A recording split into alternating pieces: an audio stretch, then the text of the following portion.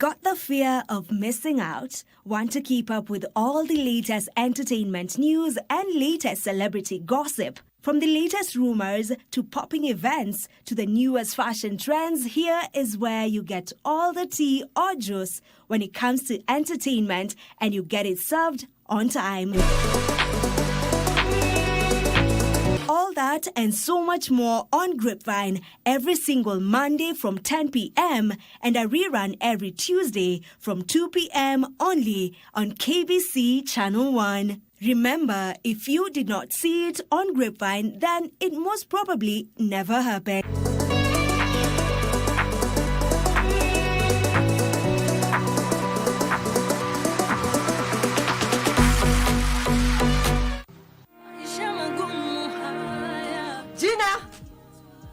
Jina! Aki watoto wa siku hizi wakiwa wanasumbua. Usikose kuona Gundu KBC Channel 1 every Tuesday, Wednesday and Thursday. Ujionee hivi vituko vya watoto wa siku hizi wanaosumbua wazazi na mengine mengi. Keep it Gundu. Jina! Wananiita Gundu, wakita wengine wata.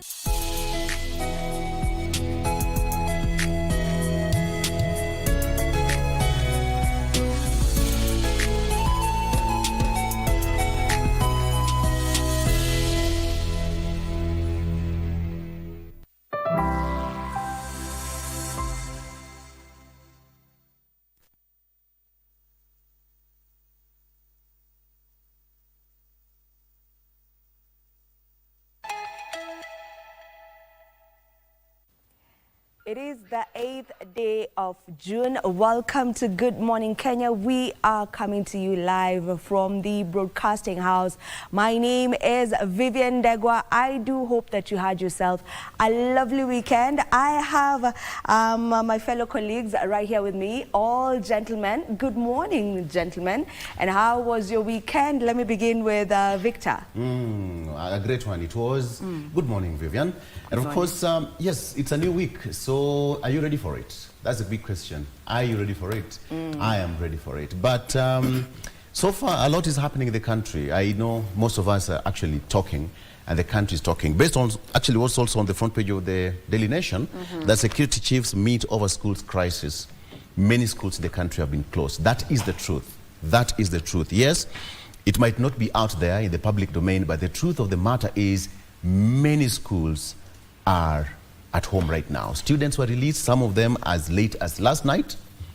So we need to talk about that candidly, right? We need to talk about it candidly and find a solution to this. For sure, that's a conversation that we need to have, and we will be looking into that. I am sure that we are asking ourselves so many questions. Even before we went on air, right a few minutes ago, we were talking about the same thing. Like, where are we going wrong? What exactly is it about every second term of the year, and it is only in high schools, not primary schools, not, you know, just where exactly are we missing the point to all of this? Mike? That is the biggest question, because when you look at usually the way you put it, second term, we usually have schools unrest, and we have high schools, some being burned down, property destroyed, just because children or students want to go home. So the question also, another question that comes up in that conversation is,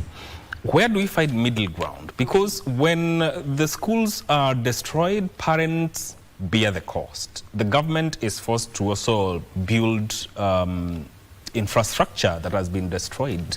But then again, the school management, between the school management and the students, where are we missing the point? What is going on? Because we have to look at it from a point of addressing it once and for all. I don't know what's your take, give us on when it comes to these matters, because we for quite some time, a very long time, we've had students wanting to go home, and if that is denied, they result to maybe violence, destroying school property. What's your take on that? You know, this is a hot topic, and what bothers me, for example, when you're in a boarding school, you know, there's a structure as a principal, you have class prefects, you have, in fact, you have a captain, you have a deputy captain, you have, even dormitory captains, whatever you want to call them, you have monitors, you have prefects. So I don't believe that anything happens just spontaneous or abruptly without the school principal knowing, because you have a structure. You have your people inside the dorms, inside the classrooms, you have all that. And so it bothers me so much that, a school principal will just wake up in the morning and say, I didn't know these young people, or the pupils or students, they were planning to do this. But even away from that, I tend to agree with people who are arguing that even in high schools, we have people who are 16 years old. In other countries or jurisdiction, if you go there, you'll find that a 16-year-old is an adult. Is recognized to be an adult. Like in Kenya, we recognize 18-year-old to be an adult. And so I want to agree that a 16-year-old is a person that you can sit together and speak and talk and agree on matters, or maybe rather disagree. And so I think at that time of, carrying our students as mere toddlers, as mere pupils, and we must talk down to them or give them instructions all the time without listening to them, I think it's long gone. I have a controversial point. The good book talks of spare the rod, spoil the kid. Child. All right. That's okay, Victor.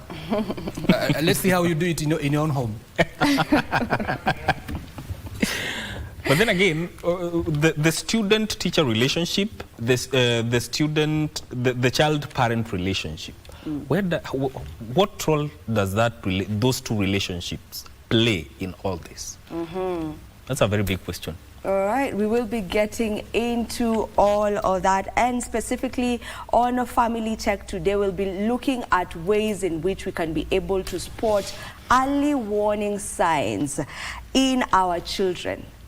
Maybe we can begin from there. How do we get to spot, whether this child is going through one thing or the other, because also we cannot not talk about mental wellness. So we want to just take a look at spotting early signs in our children, and I will be joined by Rose Njoka, who is a board member IRCK, that is the Interreligious Council of Kenya. We'll also be having Sheikh Salim Charo, who is from the National Muslim Leaders Forum. Let's talk about this at 9 a.m. Victor, I believe you're talking about almost the same thing. I'll be having Honorable Peter Rero. Peter Rero is a former high school principal, and he is also a member of the Education Committee of the National Assembly. I want us to talk about that. There are so many recommendations that were given even in the past, but have they been taken care of? I'll also be talking to Ambassador Dr. Richard Bosir, who is a lecturer at the University of Nairobi. Mark Ndigo is a political analyst, as well as Wafula Mutachu, who is also an analyst. All of them are parents. So I want to have their view in as far as this discussion is concerned. Let's get into it in details at 7. Mike? Indeed, and given that these are very important conversations, I implore you to tune in to this live broadcast. Remember, KBC Channel 1 is the handle on all our social media platforms. You can also visit our website, that is www.kbc.co.ke, and get more of what we have to offer. Give us one. For me, I'll take you straight to the world of news, and I'll start, of course, with matters Ebola preparedness in the country. And our Health Cabinet Secretary Eden Duale says the country is ready enough to deal with the deadly Ebola virus should any case of the deadly disease emerge. I was speaking during a fundraising event in Daruk Hima village, Busia, or rather Bura constituency in Tana River County. The CS said the national government had intensified surveillance and prepared measures, including the training of healthcare workers and the construction of a quarantine facility in Laikipia. Days after hundreds of residents took to the streets in Nanyuki in protest against a proposed US-backed Ebola quarantine facility in Nanyuki, Health Cabinet Secretary Aden Duale says the facility is meant to enhance Kenya's capacity to deal with disease outbreak now and in the future. We will not wait for anybody to tell us anything.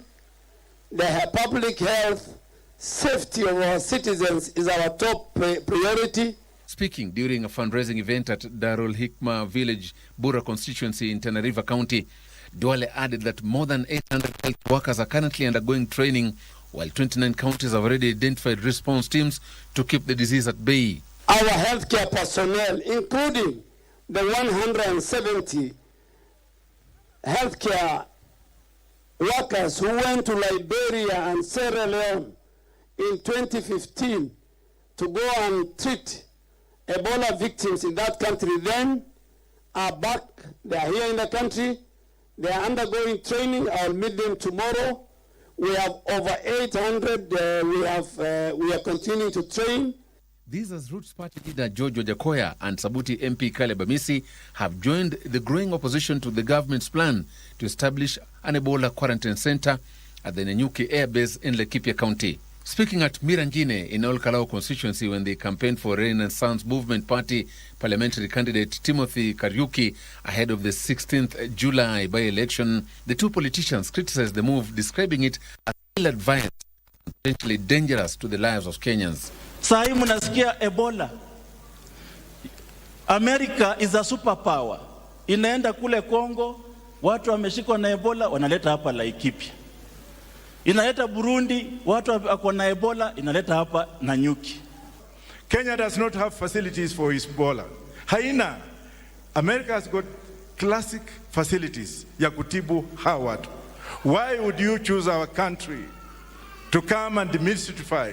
Legislators from Nyanza region have in the meantime called on the government to strengthen measures to prevent the spread of Ebola through cross-border activities on Lake Victoria. Ukienda katika visiwa kama Remba, utapata East Africa nzima wako hapo. Ukienda visiwa vidogo vidogo, hata iwe Mfongano hata Rusinga, utapata East Africa wote wako hapo. Je, kukitokea mlipuko wa ugonjwa wa Ebola, tuko tayari kupambana nayo? And speaking in Mombasa, Tourism Principal Secretary John Ololtua cautioned against what he termed sensational reporting by a cross-section of the media in the country on Ebola preparedness. I think you need to be much more patriotic. Yeah? Because this is our country. You know? We cannot have any other country. So it's good to communicate. So that the communication comes out clearly. So that we don't lose. Because when we lose, the country loses, our children loses, the education sector, everybody loses. And now to politics now. Former Deputy President Rigathi Gachagua is set to know his political fate today, with the court set to give a verdict in his impeachment case. Now, Gachagua on Sunday expressed confidence in the judiciary, saying he was prepared for the outcome. Now, separately, National Assembly Speaker Moses Wetangula hailed the government for instigating several development projects in Western Kenya. Here are the details of what shaped the political landscape Sunday. On Sunday, the former Deputy President Rigathi Gachagua attended a church service at PCA Mutero in Karen, Nairobi, where he expressed his readiness for the court ruling in his impeachment case. I have confidence that our judiciary is independent, is impartial, and will give justice to Rigathi Gachagua and millions of his supporters across the country. Gachagua called on his supporters to remain calm and peace ahead of the ruling in the case which has been ongoing for the last 2 years. If the ruling goes the other way, it is still okay. We'll still have an opportunity to go to the Court of Appeal and follow the legal remedies that has been provided by the Constitution. We are still here. We are standing strong. His Excellency has built a team together with our mom, Pastor Dorcas. They have stood with millions of Kenyans. Elsewhere, a section of leaders led by Jubilee Deputy Party Leader Dr. Fred Matiang'i have faulted the government over what they described as excessive taxation of Kenyans. Wafanyikazi saa hii wale wanafanya kazi, employees in government and outside government, saa hii mshahara yao ni nusu. Ile ingine yote inaenda kwa hii mambo inaitwa taxes. Almost half of a salary of an employee. In Kenya, if the church or the religious communities did not invest in education, we will not have the institutions we have. Method is Nyinyi Kwanza and your example. The investment you have made in the education sector, on a university and so on. You should be listened to, and so on and so forth. In the meantime, the Speaker of the National Assembly, Moses Wetangula, called on the youth to register as voters to participate in electing leaders of their choice in the upcoming polls. Ni kuwarai vijana kwa sababu wengi wenu ni vijana, kwamba ni muhimu kupata silaha ya kisiasa, na silaha ya kisiasa ni kipande yako na kura yako. He lauded President Ruto's government for driving development in Western region, where Tangula pointed key flagship projects including the 8 billion shilling level 6 hostel, road expansions and the modern railway network, which he said will act as a major economic catalyst. Tumeweka 8 billion shillings kujenga hiyo level 6 hospital. Ikimalizika, hakuna haja ya kwenda Eldoret MTRH, hakuna haja ya kwenda Nairobi, hakuna haja ya kwenda Kampala Mulago. Tutaenda wapi? Hapa Sichei. Raising cases of online fraud are raising concern among health professionals, with fraudsters increasingly using artificial intelligence to impersonate medical experts and market unverified health products. Now, health experts are calling for vigilance among consumers, noting that unsuspecting Kenyans are increasingly being targeted through fake medical endorsements and unverified treatment claims. Here's more.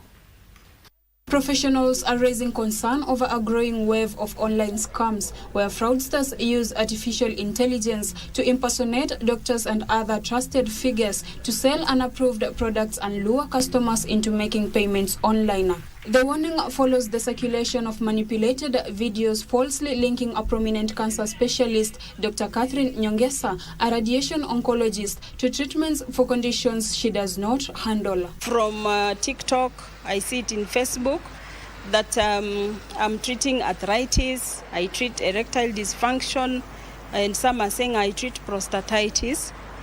Those are AI fabricated images. They use my old videos online. I don't know how they get it. And then they use AI voice as if I'm the one speaking. The medic says fraudsters have been using altered images and AI-generated voice recordings to market products and direct members of the public to purchase medication through contacts provided online. They are actually defrauding members of the public who are, and they don't even know what is happening. They tell them, when you watch this video clip, click this number and order now. So there are some funny medications people and patients are being sold through for treating arthritis.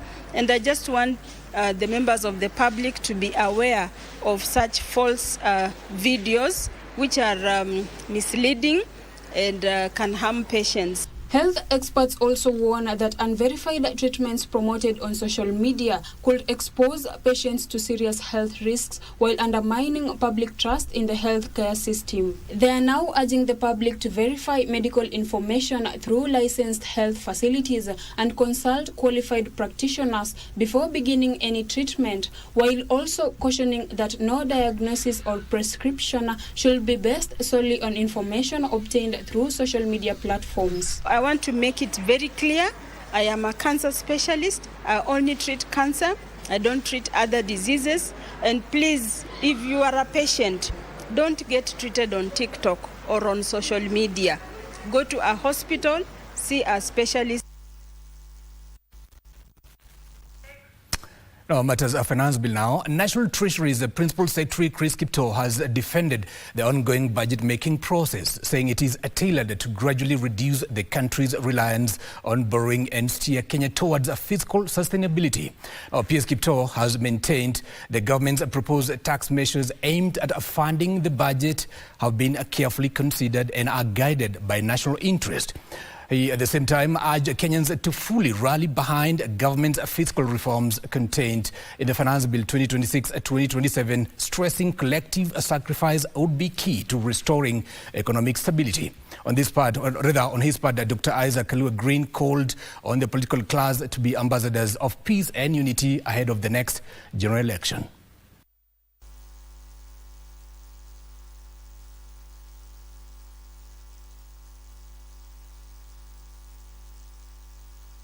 Our expenditure is much higher than revenue. And when you don't balance the revenue and expenditure, you end up borrowing. And we have borrowed more than we should. And so we need to really balance. And I want therefore ask Kenyans that we support measures that try to raise revenue. And as PS Treasurer, I want to tell you, even what we have presented before Parliament is in line with our medium-term revenue strategy and our national tax policy. This country will only grow the moment every one of us takes the responsibility to deal with the root of things. Our nation will never grow by noise. Our nation will never grow by the way we talk to people out there. It is about the planning. The roots go out silently, slowly, and hold firm when you have to do that. And this country of ours, where we talk of political personalities instead of discussing policy agenda of how to solve challenges that we face in this country.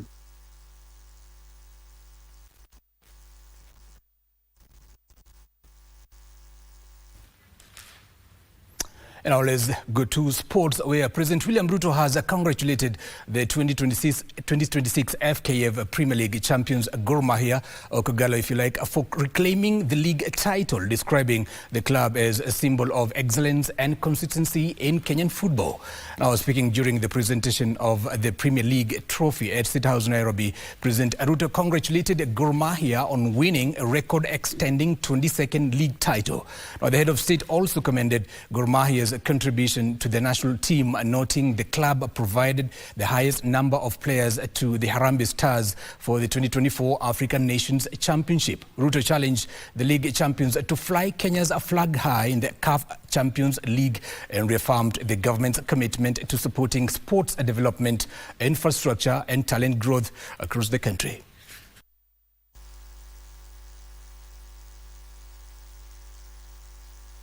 In fact, in the next 1 year, we will have completed close to 28 new stadiums in Kenya.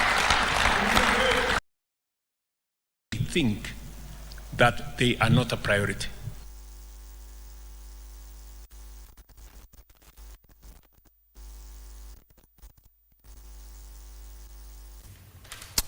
In our Matters Marathon now, Kenya is confident of winning the hosting rights for the 2029 or the 2031 World Athletics Championship, with the winner set to be announced in September this year. Now speaking on Sunday when he graced the 5th edition of the annual Nairobi City Marathon, Sports CS Salim Vuria said Kenya's bidding committee has put in a strong bid.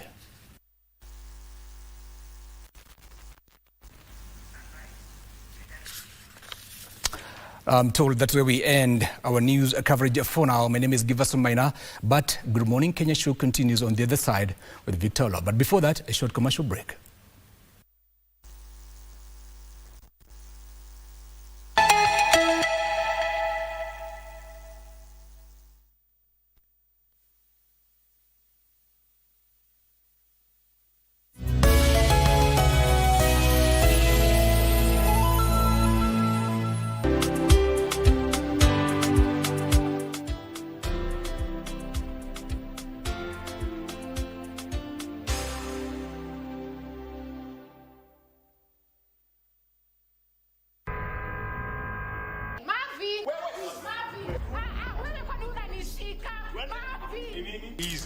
Easy. I am clean. So this leaves you. See? Who's he? Hey! Mwanamke anajaribu, si ndio? Kamona. Sijamuona. Ah? Sijamuona, madam. Hello. Who's this?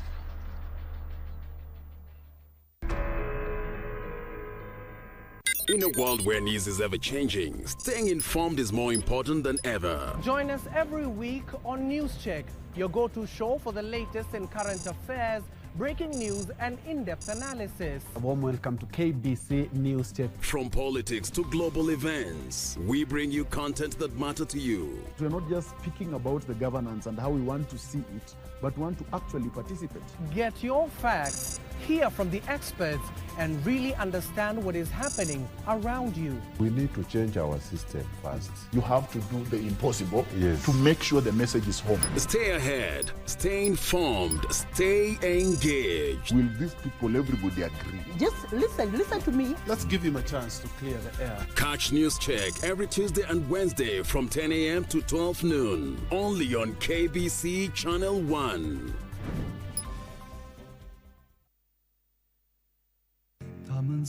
There is only one way to save the both of you.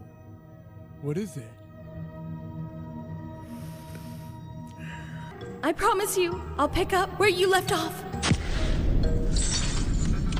Xiaolin, Huh? we don't have too much time. The chain is beginning to tighten. Wait! You make it sound so easy. This is serious. A little puppy love isn't going to solve all this. As the saying goes, roll with the punches. Starting right now, Rakshasa is in your hands. 他们操控下的傀儡。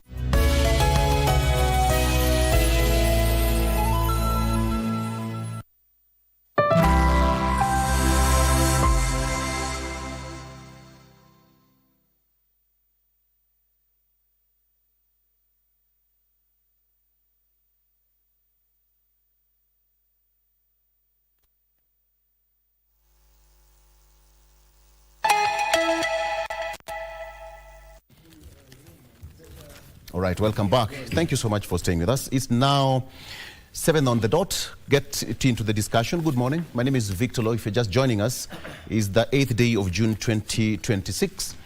On a beautiful Monday morning, I want us to get to the discussion very fast. But before then, let me take you through the front page of my the local dailies. I have the Star here. The Star says that at last, Turkana oil project gets moving faster after 14 years of delay.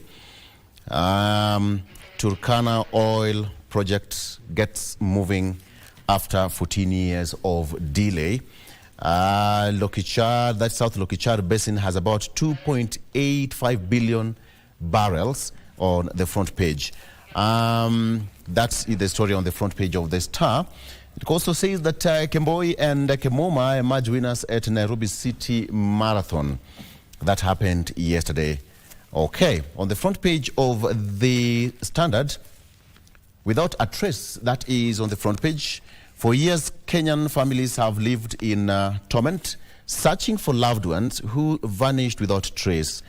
From security analyst Mwenda Mbinjiwe and journalist Bogonko Bosire to businessman Dafton Mwitiki and businesswoman Regina Wamuyo, the missing have left behind devastated families, unanswered questions, and haunting mysteries. As courts, human rights groups, and relatives demand answers, the cases expose glaring failures in investigations and fuel concerns over enforced disappearances, criminal networks, and impunity. With the dozens still unaccounted for and many files gathering dust, missing persons crisis remains one of Kenya's most painful unresolved tragedies. That is on the front page of the Standard there. And finally on this Daily Nation. Daily Nation talks directly to what we are discussing today. Security chiefs meet over schools crisis. Is it a case of playing hardball? Education officials have now vowed that schools won't close early for midterm break. A wave of unrest that has forced the closure of most schools nationwide, with the principals now cautious to prevent the tragedy that befell Utumishi School in Gilgil, where 16 girls died in a dormitory fire, believed to have been ignited by some unruly students. Will feature during a meeting of security chiefs today. Members of the National Security Advisory Council, which advises the National Security Council, a top organ chaired by the President, convene on the back of rising tension in schools. That is my topic of discussion today. But not forgetting that today is a D-Day for Gachagua. In bid to overturn his impeachment, he will appear before the High Court this morning to know his fate. He also said yesterday that he will obey the court orders. That is what is happening. Mark Ndingo, he's analyst here. He's not new to Jerusalem. Joining us on set. Wafula Mutachu is also a political analyst. He's also Ford Kenya chairperson, Trans Nzoia County. He's also a board member of NEMA. Welcome. Mwalimu Peter Orero, Mheshimiwa Member of Parliament, Kibra constituency. Most importantly, he's a former high school principal with many years of experience, as well as member of the Education Committee of the National Assembly. Mheshimiwa Karibu. Thank you. And Dr. Richard Bosire, who is a lecturer, University of Nairobi, also joining us. You're part of the UNESCO, where education is part and parcel of sustainable development goals, right? Yeah. Karibu sana. Gentlemen, karibu sana to the program. Let me start with you, Daktari. Let me get to know what is happening. And Ryder, all of them are senior citizens and parents. So I want to get their opinion firsthand. Deal? Deal. Most schools were closed as late as last night. We have several letters from different institutions. One of them is Moi High School, Miruri, that closed last night. Also Thika High School, also a letter from the school also said that the students will be given that break. That's also because of peer and external pressure break and all that. A lot is happening in the country. And gentlemen, let me start with you, Mark, as we come to you, Dr. Bosire. What do you think is happening across the country? Because it seems it's just some wave all of a sudden. Thank you, Victor, and thank you for inviting me today. I think for quite some time we've had the crisis in schools, and it's more of issues to do with the discipline, because when you look at most of the schools, and there are quite a number, because I've checked some of the schools which have been affected, and I've seen the number is too big. About 70 schools have been affected by the strike. I think it's the high time now those in the policy making institutions to think of returning the cane, because I think we have allowed our students to do whatever they want, and unless something is done about dealing with the discipline, yeah, it will be, we'll continue to have those issues with our schools. Yeah. And also we need also to change the way we bring up our children, because many times we will find even the parents have they need also to get into the issues of bringing up our children. And if you compare the way we were brought those days and the way our children are being brought today, there is quite a disconnect, because we are letting our children to do whatever they want. We are allowing them to get whatever they want. And it's an issue that is going to affect our schools in the days to come. Okay. Yeah. Omwami. Yes. Your point. To me, I think my friend has introduced something which was there before, cane to our students. But to me, I think that is not the reason. Let's go to the root cause of the strike.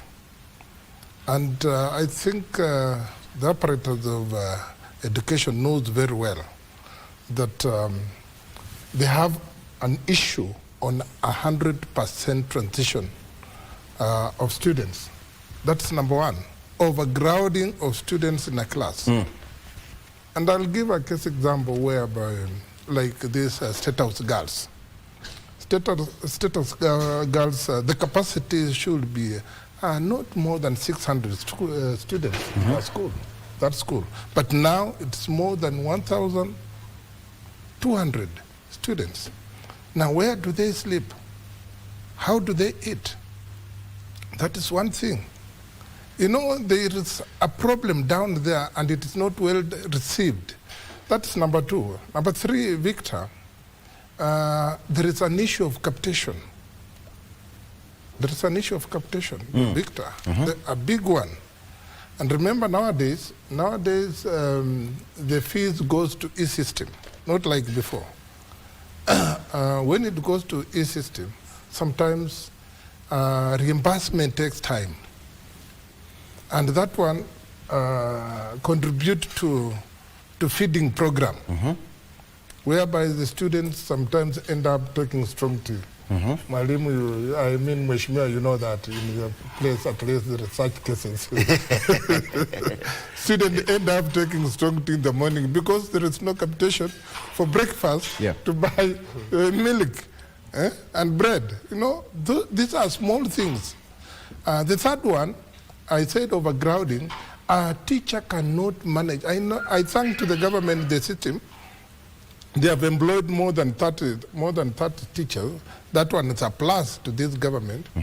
But also, the other thing that the ministry should see or look into is how to enlarge classes, because still the teacher cannot manage a class of more than 100 students.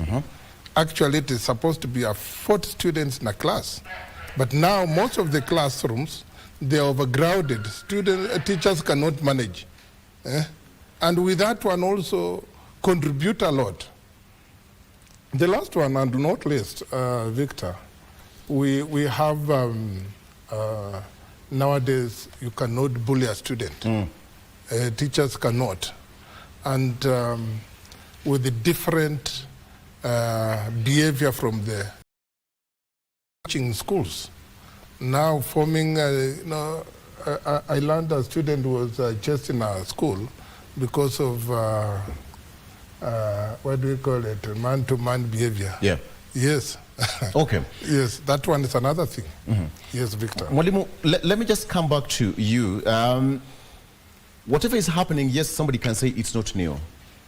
But we cannot sit back and say, yes, because it's not new, so it has to continue. I want to start by asking you, as a former high school principal, from your own experience, what is happening on the ground? Because now the wave is just too much, almost all over the country. Yeah, I think my colleagues have tried to analyze. Yeah.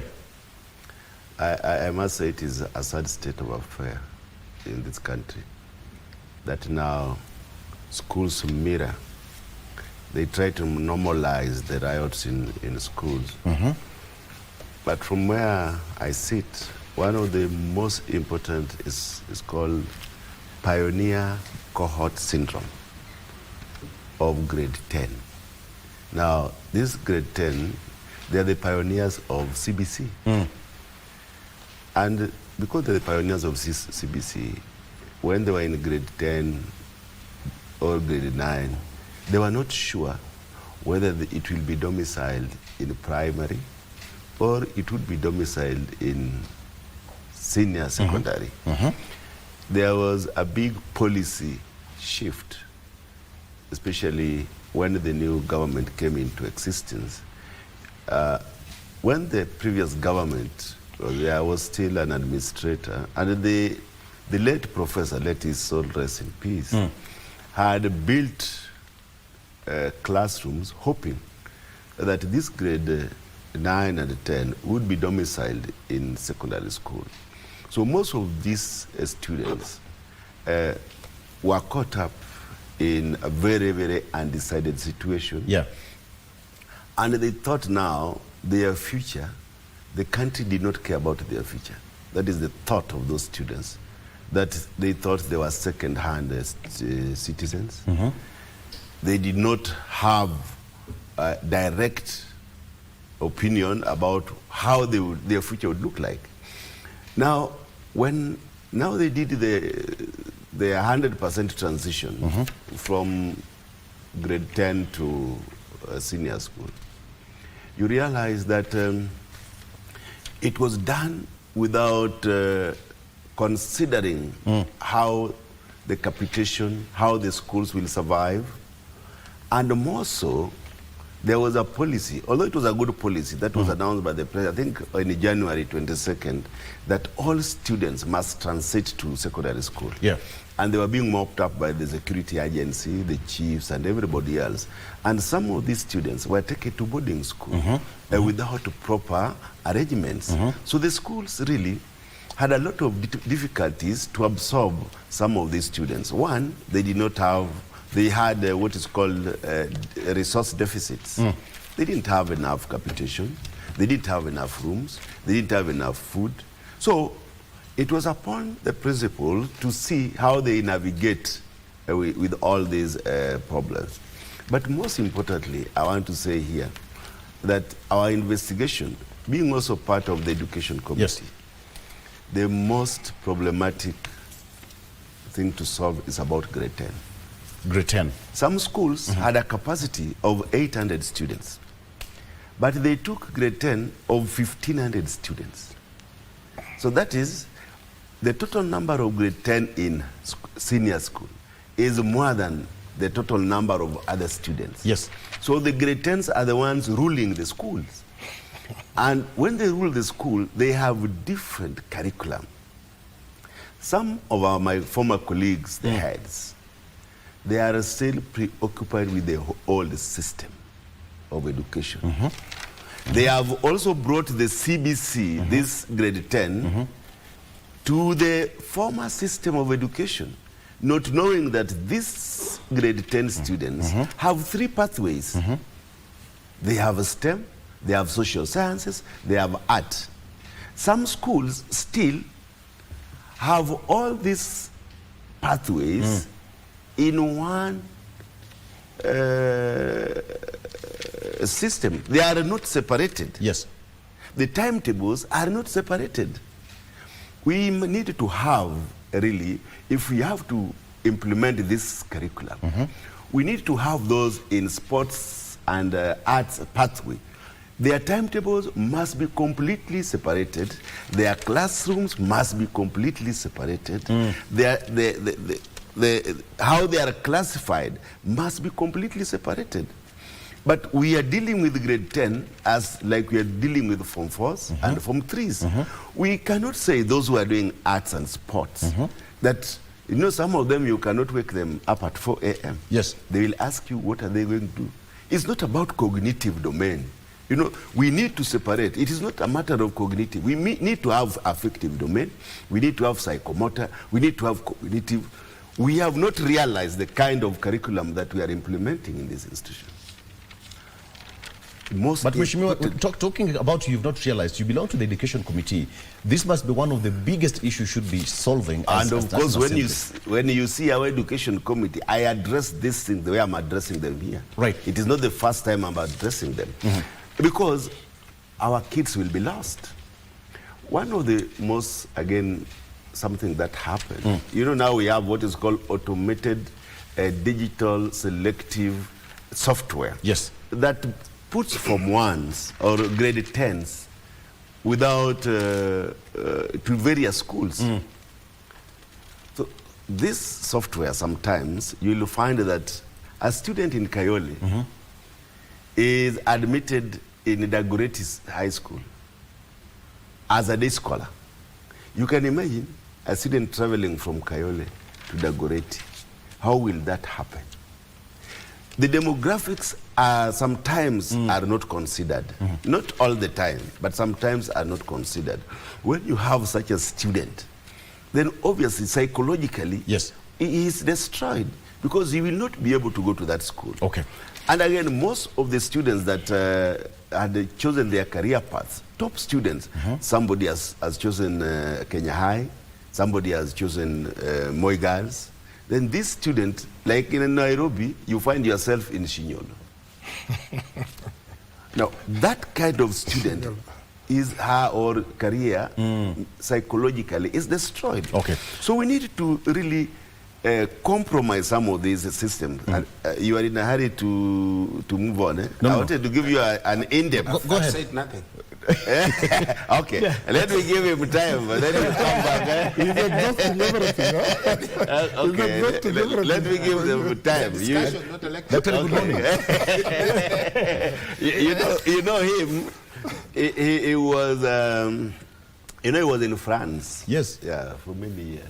Not many years. I was there for a short while. Okay. He's a diplomat. A serious diplomat, if some of you are not aware. A serious one. And when you sit in that committee, the UNESCO, a lot is happening when it comes to education. Yes. Good morning. Morning, Victor. Thank you for having me, or having us this morning. The issue we're discussing is a matter of national importance. Yeah. If there is anything that is most important to any country, is education.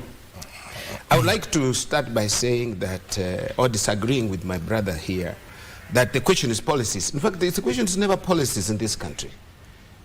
I teach public policy. Pull any policy, there are policies that have been done in this country. The problem is implementation of policy. Even what Mheshimiwa said here about implementation of curriculum in high schools as we speak today, the problem is not curriculum. The curriculum is done, is made available. Teachers have been retooled, although I'm not convinced that they were properly prepared. But now, when these students go to those high schools, they find a problem. The teachers have been used with the 844 system.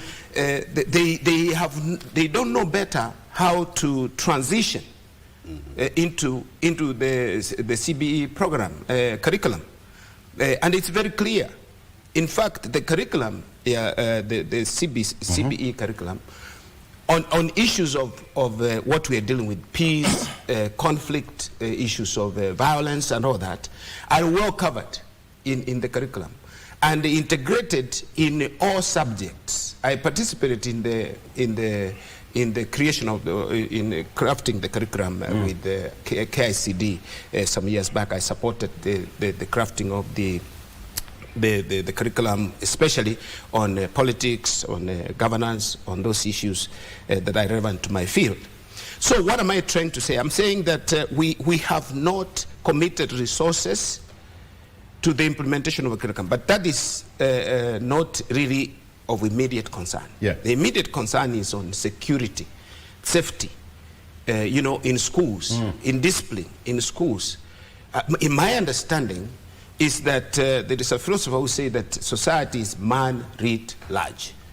That is society's behavior is an extrapolation of individual behavior, if one could wish. What do our children see in our families? What role models are we to our children in this country, to our students? Do we follow the law? Is impunity not roaming everywhere? What do they see from our leaders? And I'm not talking about political leaders. We are talking about leaders in the country generally.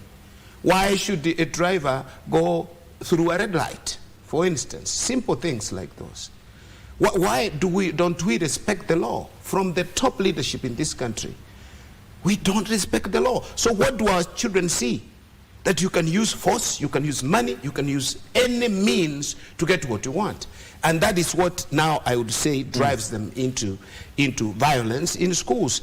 But again, teachers who are supposed to deal with these issues, to inculcate these values in our children, are not well motivated to do this. We have staffed, we keep on boasting that Kenya has employed 100,000 teachers in the last 2 years or 3 years. But what caliber of teachers? These are teachers trained in training colleges and in universities, ready to work, but we pay them as interns. And we pay them 20,000 shillings per month. Allow me to ask you this, Mheshimiwa. What is the state of capitation right now? Now, of course, it's a broad question. The state of capitation. Has the money been released to schools fully? We are speaking. Yeah. At least for the first time, the money was released before the students went in, but not all of it was released.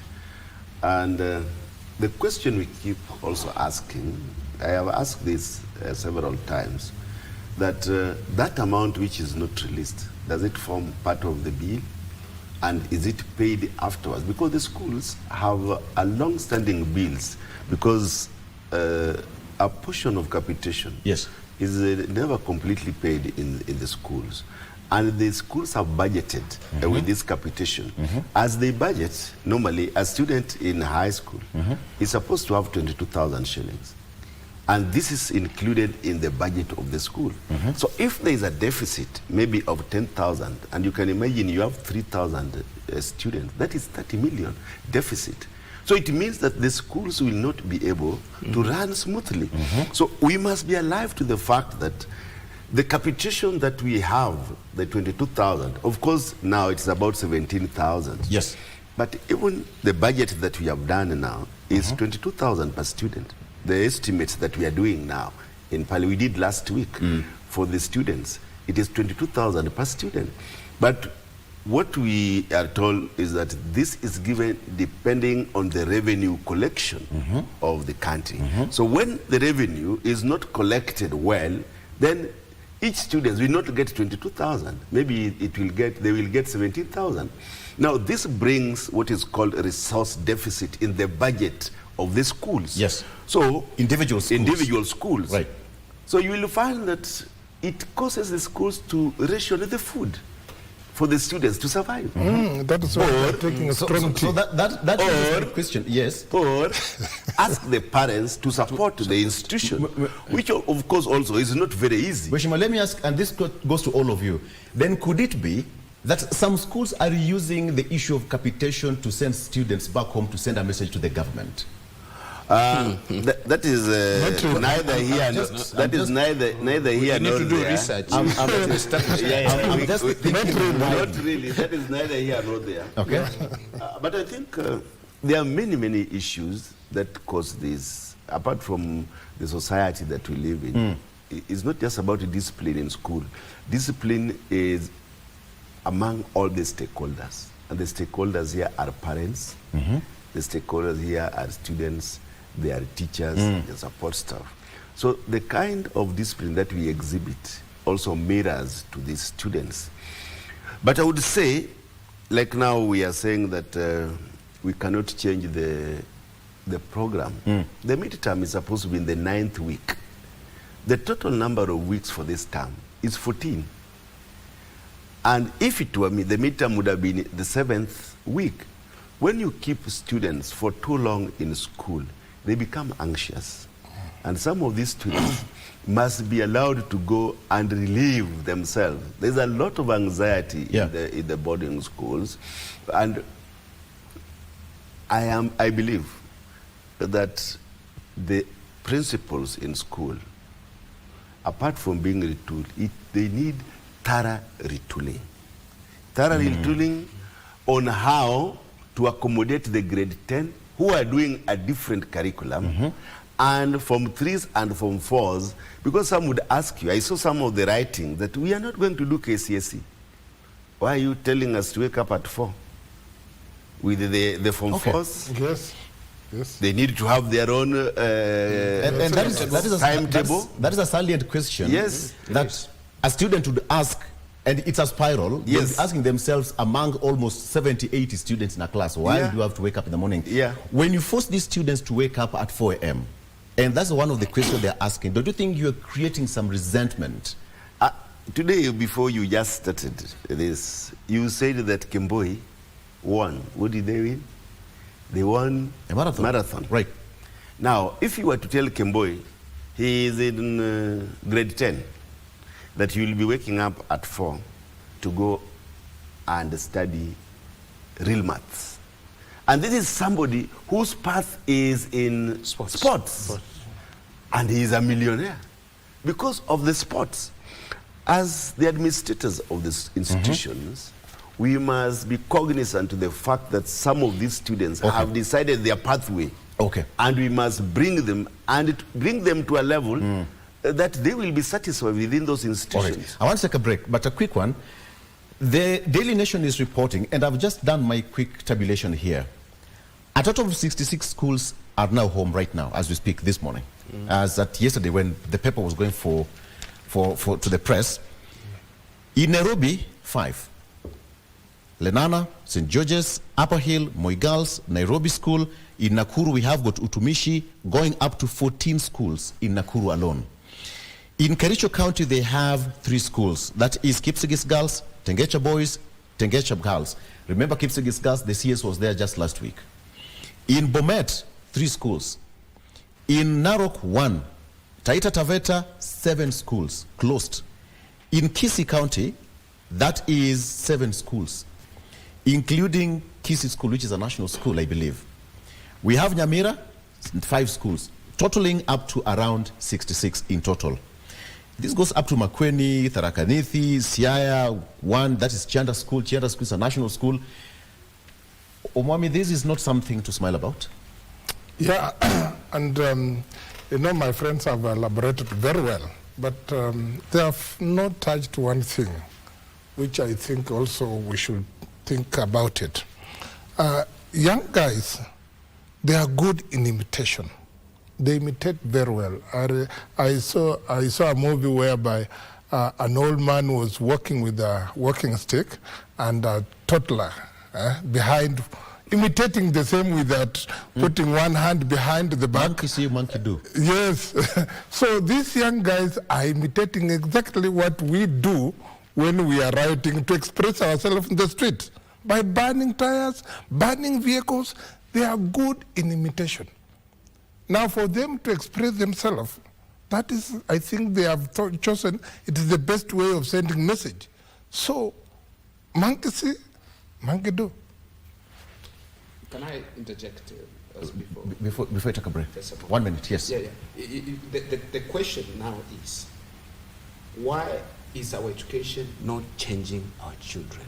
Because beyond what they see, they learn also in the class, and all things that our children are taught are actually structured in a way that will build cohesive societies, will build peaceful societies. They are taught, whether in church or all these other places, that is education transforming us in terms of inculcating values, and we embrace those values and change our behaviors. For me, that is the biggest question. Yeah. Right. Unfortunately, it's not doing it. So we question the education itself and its delivery of curriculum. Let's take a break. Centers of Excellence, that's the question today. Let's talk about that and much more when we come back after this break. Stay with us. Mheshimiwa, there is no...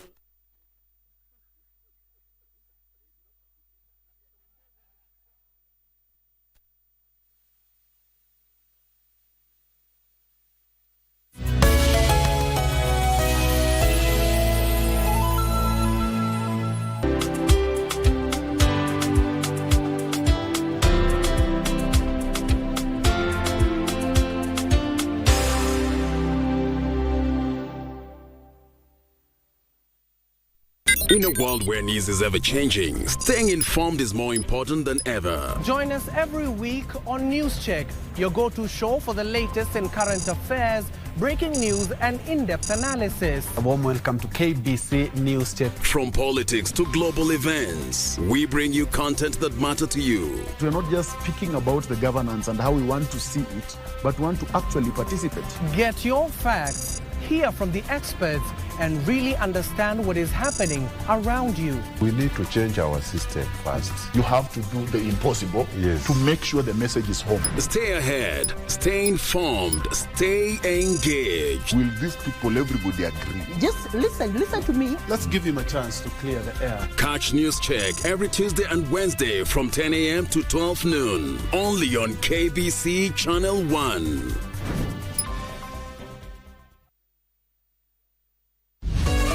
Got the fear of missing out? Want to keep up with all the latest entertainment news and latest celebrity gossip? From the latest rumors to popping events to the newest fashion trends, here is where you get all the tea or juice when it comes to entertainment, and you get it served on time.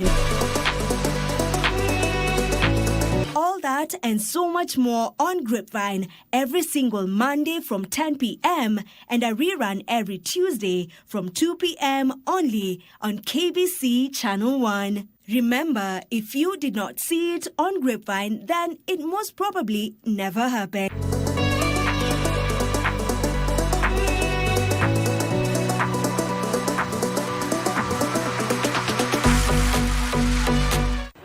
Are you ready for the next big thing in tech?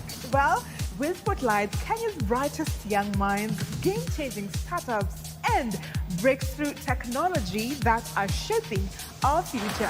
From AI and robotics to sustainable futures, we bring you the stories behind the scenes. KBC Channel 1. Remember, tech starts here.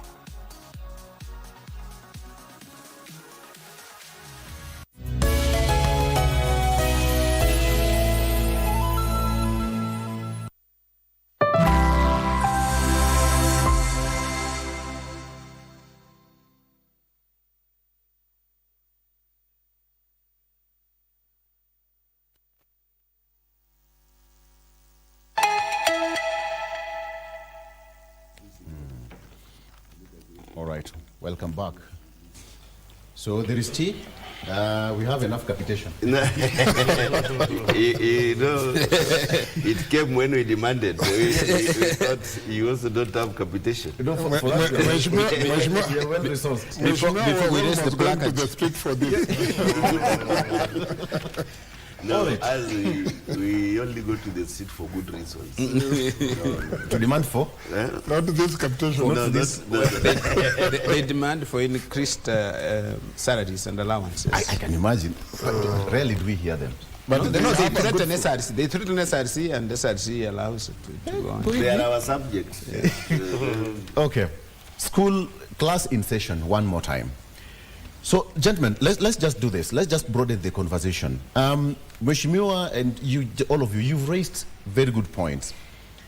But let me talk about the issue of societal influence. Mark, monkey do, monkey see. Good. I think there are so many factors, and my colleagues have expounded on many of them.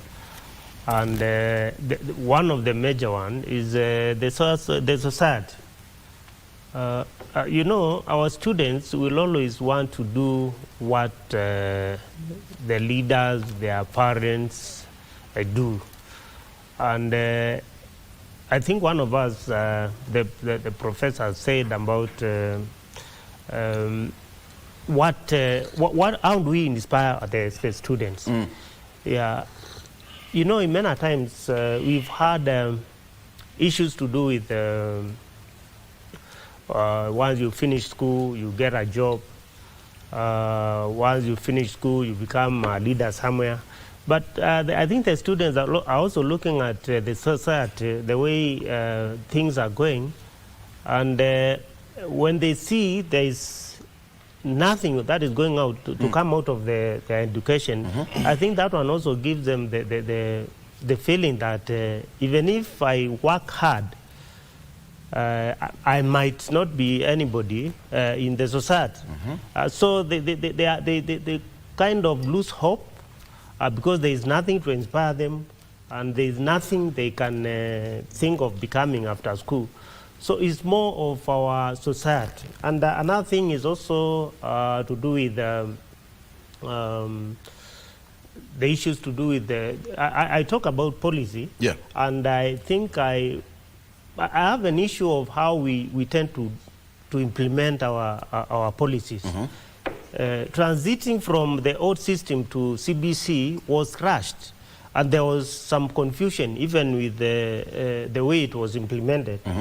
Because the former regime had implemented the CBC system, but when the current government was campaigning, they were saying once they get into office, they are going to do away with the system. So there was confusion. And even the students could not know whether we are going to continue with the old system or the new system. Even things like those will always bring that confusion to the students. And I also want to talk about the issue of discipline.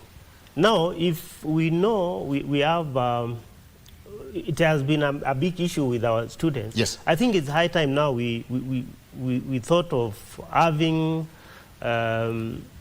lessons to do with counseling in all the schools, so that we can try to bring this awareness, educate our children on how they can handle issues to do with discipline and morality. I think that can also work for the students. Okay. The thing is, the teacher, when you hear some people say that they blame parents, Omwami, they blame parents mostly for whatever is happening in schools. Yesterday when we were having a conversation, I asked you a question that why don't we hear such students going home and burning their own homes?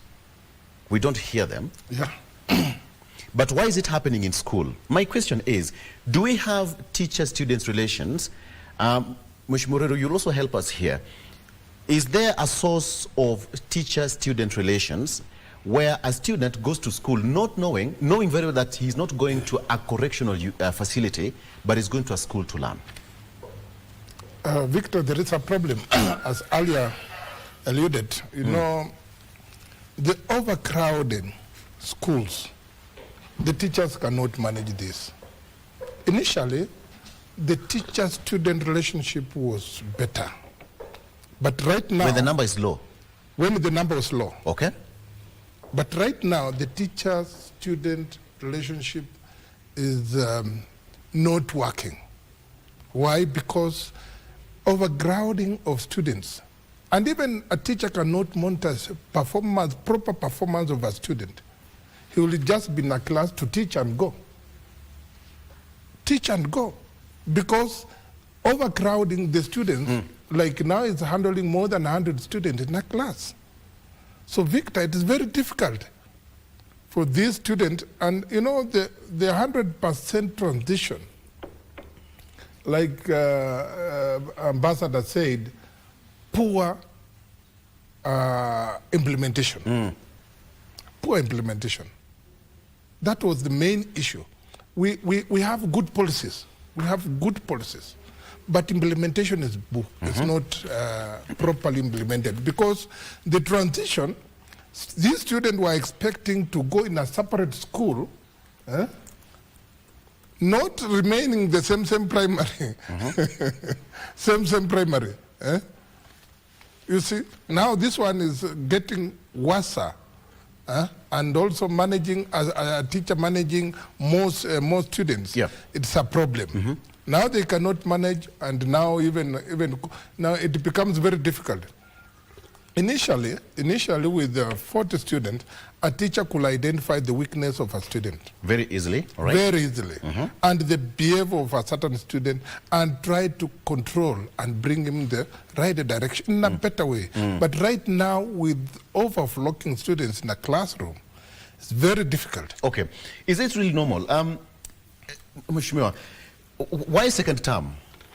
Why second term? We rarely hear this happening in first term, or why second term? And this one goes to all of you. Why second term? Why I think this time it is very, very unique. During our times, there are schools that never went on strike since time immemorial, because these were the schools that are the benchmark and the hallmark of good performance. Schools like Alliance, schools like Nairobi School, Lenana School, they could never go on strike. So there must be something which is terribly wrong now in these schools. Either it is societal, or it is environmental, or it is management, or it is all this put together. Because Alliance High School were meant for those who... The top brains. The top brains, I would say that. The top brains, that time. But one of the aspects is that 100% transition now, and also with the current CBC, it is not about the top brains. It is about 100% transition. So you would realize now that Alliance is no longer for the top brains. So sometimes bringing this together for an institution that maybe has not been prepared for the same becomes very difficult. Even running their program, there is a way that Alliance would run its program. There is a way Nairobi School would run its program. And also there is a way that the small school, we call them small because of the status. We had the national school, county school, provincial school. I'm not degrading those schools, but I'm just saying they are called small schools because they are not the national schools. So the way they are run are different. So what is happening is that one thing that we must come to terms with is that we must put checks and balances for the grade 10s and the future ones. Because if you interview these schools, their biggest problem, one, is the big number of grade 10. And I can tell you there are schools with the 2,000 grade 10s. I can tell you for free. 2,000? Yes. 2,000 students? Yes, grade 10 in a school. 10 only? Yes. So you can imagine, you have 1,500 grade 10. You need to bring this thing in the floor of the house. We have done this as a committee. That is the Omami is raising a excellent. We have done this as a committee. Yes, we are raising this. In fact, the last time we had the education committee, we are saying that we must put a stop for schools to over-enroll students if they do not have capacity. And what will be the option? So one of the options is that these students, when we have selection, yes, we must give this random automated selection. We must give all schools equal opportunities. So that we cannot have a school, neighboring school. One school has 1,000 grade 10, and the other one has 5. Yet this other one has 30 teachers. The teachers are more than the students. So we must have a compromise. We must have a balance that these students go to schools where we have facilities. We cannot oversearch facilities to only certain institutions. We cannot have schools with 5,000 students. Like in my constituency, I have a primary with 5,380 students. Olympic. 5,380. Yes. It's a crowd. It's a crowd. What we have now. What is a stream? How many streams per school? I don't know whether they're not 6, not 8, not 10. There are more. So the only thing that we have done, we have worked with the CDF to put another good school like Ayanyi. We did 26 classrooms so that some of these students can go to the neighboring school. And the number has now been increasing in Ayanyi. So we must deliberately have a solution to some of these problems. Wow. We must make deliberate attempts. Doctor, you look at UNESCO. Very true. And based on what Molima just said, I mean, does it ring something in your head? Yes, you know, Victor, UNESCO is the international organization that actually sets standards for education across the world. Which we all use that. What Mheshimiwa is saying is actually within the purview of UNESCO, because UNESCO looks at education wholesomely. In 2022, the United Nations held the Transforming Education Summit in New York. And the attention, it was calling the world to the attention that education has to be transformed and that education should transform our children. That we prepare for sustainable futures by inculcating the right values, teaching them the right things. In fact, the issues of curriculum and how to deliver pedagogical techniques and methods to be applied in delivery of curriculum, all these issues, teacher remuneration, teacher retraining, and all these things. All these issues, even ratio, the ratio, teacher-student ratio. According to UNESCO, the teacher-student ratio should be between 1 and 25. 1 to 25. But in Kenya, with what Olympic we are talking about, it cannot be 1 to 100, even 1 to 100. It's perhaps not possible. And you know how they go for lunch? From 10:30 to 3. Yeah, because lunch. I mean, how do you sell 5,000? Yeah, it is staggered. It is staggered. Some people go, some children go, 11, some classes.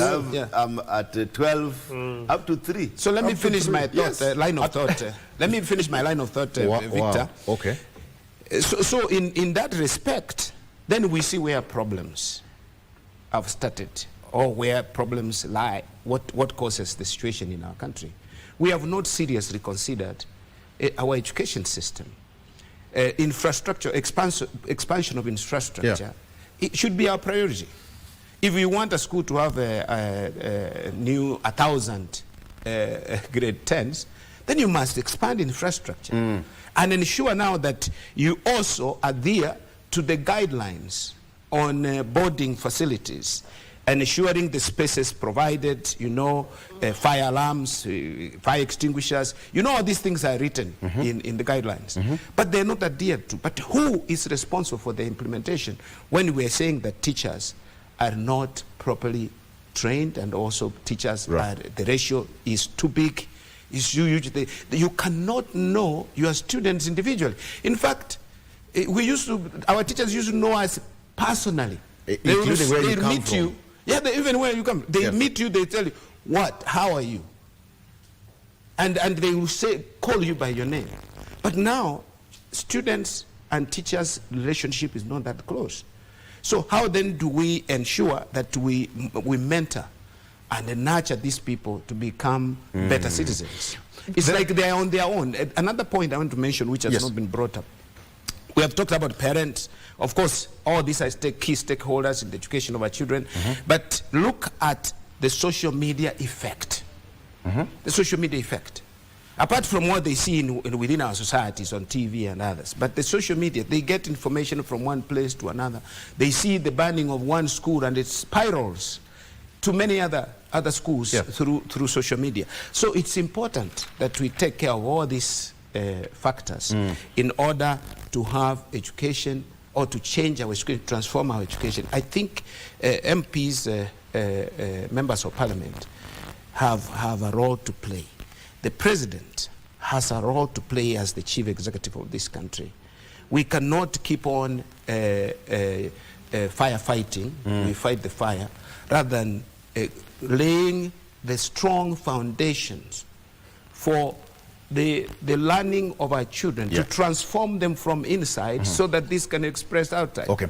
There is this recommendation that boarding schools should be abolished. I don't know, what's your take on this, all of you? It doesn't make sense. Before we talk about that, there is one thing that we really need to strengthen in schools, and that is guidance and counseling and mental health. He talked about it. We need to have psychosocial support to schools.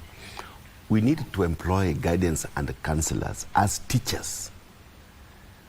Or we can do this through RPL. We can have, it is not a must that the trained teachers are the ones who can be employed by the we need to have a solution to this.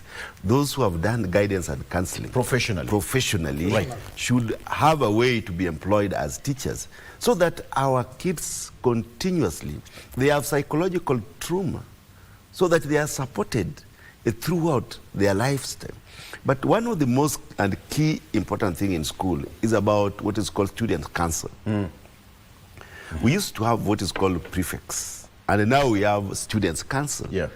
It came about because of the democratic space that was needed to be built in the institution. The interaction of students and teachers, how they relate. You know, we used to appoint prefects, and some were spies, some acted for the teachers. We need to have, which I never did myself when I was a principal. I never had spies in school. I only interacted with the students. So this student council must be democratically elected. By the students? By the students themselves. So that they represent the interests. In fact, I did a lot of paper on this students council. So that the decisions that are made in school reflects the opinion of the students. We can no longer have dictatorial tendencies in institution, dictatorship, and autocratic leadership in institution. It is carrot and stick. We must have leadership that recognizes the opinions of the students. Very good. Well, we must have what is that thought, because that was part of my question. And I said, institutions are not correctional facilities. No. All right? It's a learning institution. Yes. When you have got 5,000 students from different backgrounds, from all over Kenya, different, call it maybe Mangu or Alliance or even Agorosari from my hometown in Oyugis, which was Agorosari bad school in broad daylight when parents were there. That is the presence of their parents. Broad daylight. They send a clear message.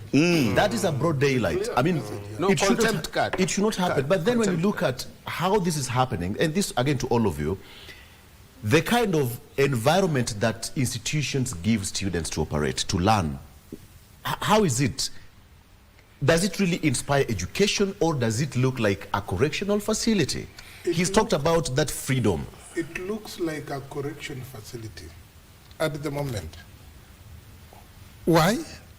You find students sleeping in the corridors of the dorm. 3-decker. That is a correction facility. You find them occupying maybe... now that is called, that's about infrastructure. Yes, but now you see, you've gone to a correction facility, you see the way they sleep. But it is also the parents who insist, like now, if you want your son to go to Linan, you will go, you are told that you don't have space. The school is full. The school is full. You say, let him even stay along the corridors. No, and it is the parents. And they want to pay something. No, yes. leave alone that. That is what maybe you used to do when you are there. No. We withdraw that. No. I'm one of those administrators. Okay. Yeah. But in this case, the 100% transition. There is no any shortcut about it. All of them were supposed to go to another level without infrastructure, without even facilities, feeding and what have you. What do you expect? It becomes a correction facility. But I think, I don't think the institutions are correction facility. I mean, it is not per se, but in quarter, it looks like. Partly, but because there is another school that students were referring as a barracks, in Transia. They were referring that school as a barrack. When you go in that school, it's like you are going into a barrack. Everything very, systematic. Structured. Order. So it looks like now it's partly a corrective facility, but all in all, we don't play that way. We want it to be an institution to change lifestyle of our students. Yes. I think, Victor, the boarding schools are not a problem. The major problem in those schools, and you can hear whatever is being said here, is the resources.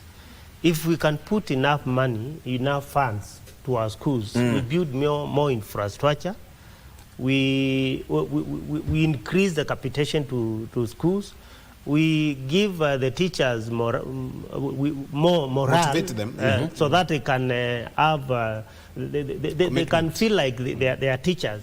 And we also need to improve on the teacher-students relationship. Even the communication in the schools has to be clear. If any school wants to do a change on maybe dad, wants to do a change on anything, there must be that clear communication. Because if you listen to some of the problems those schools are going on strike, they are bringing, there are minor issues. Things to do with the dad, that is something that can be solved within the school environment. Even the parents are to blame.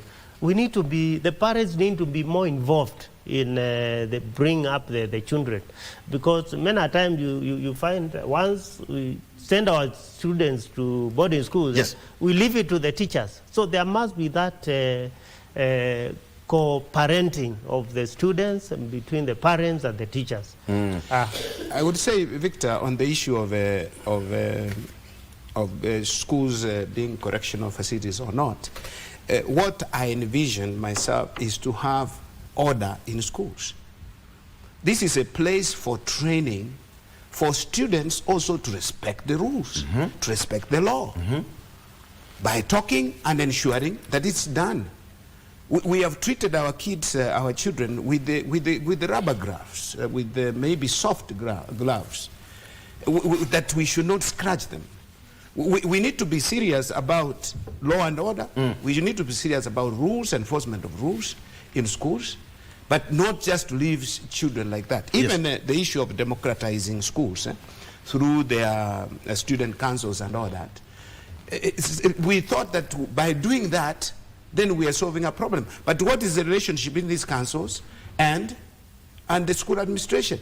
Also, how do they do this, their elections? They do it like the rest of the people do here. Someone steals money and comes out here and bribes voters and get elected. Will he be representing the interests of the people, or will he be representing his own interests?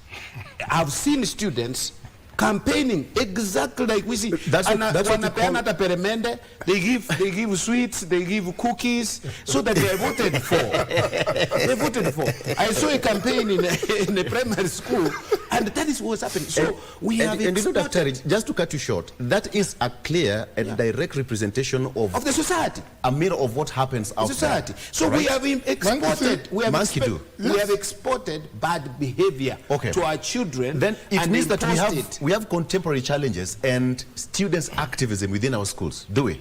We do. Even in universities, I would make a comment also. You see, for me, there is a neglect. Let us deal with that neglect.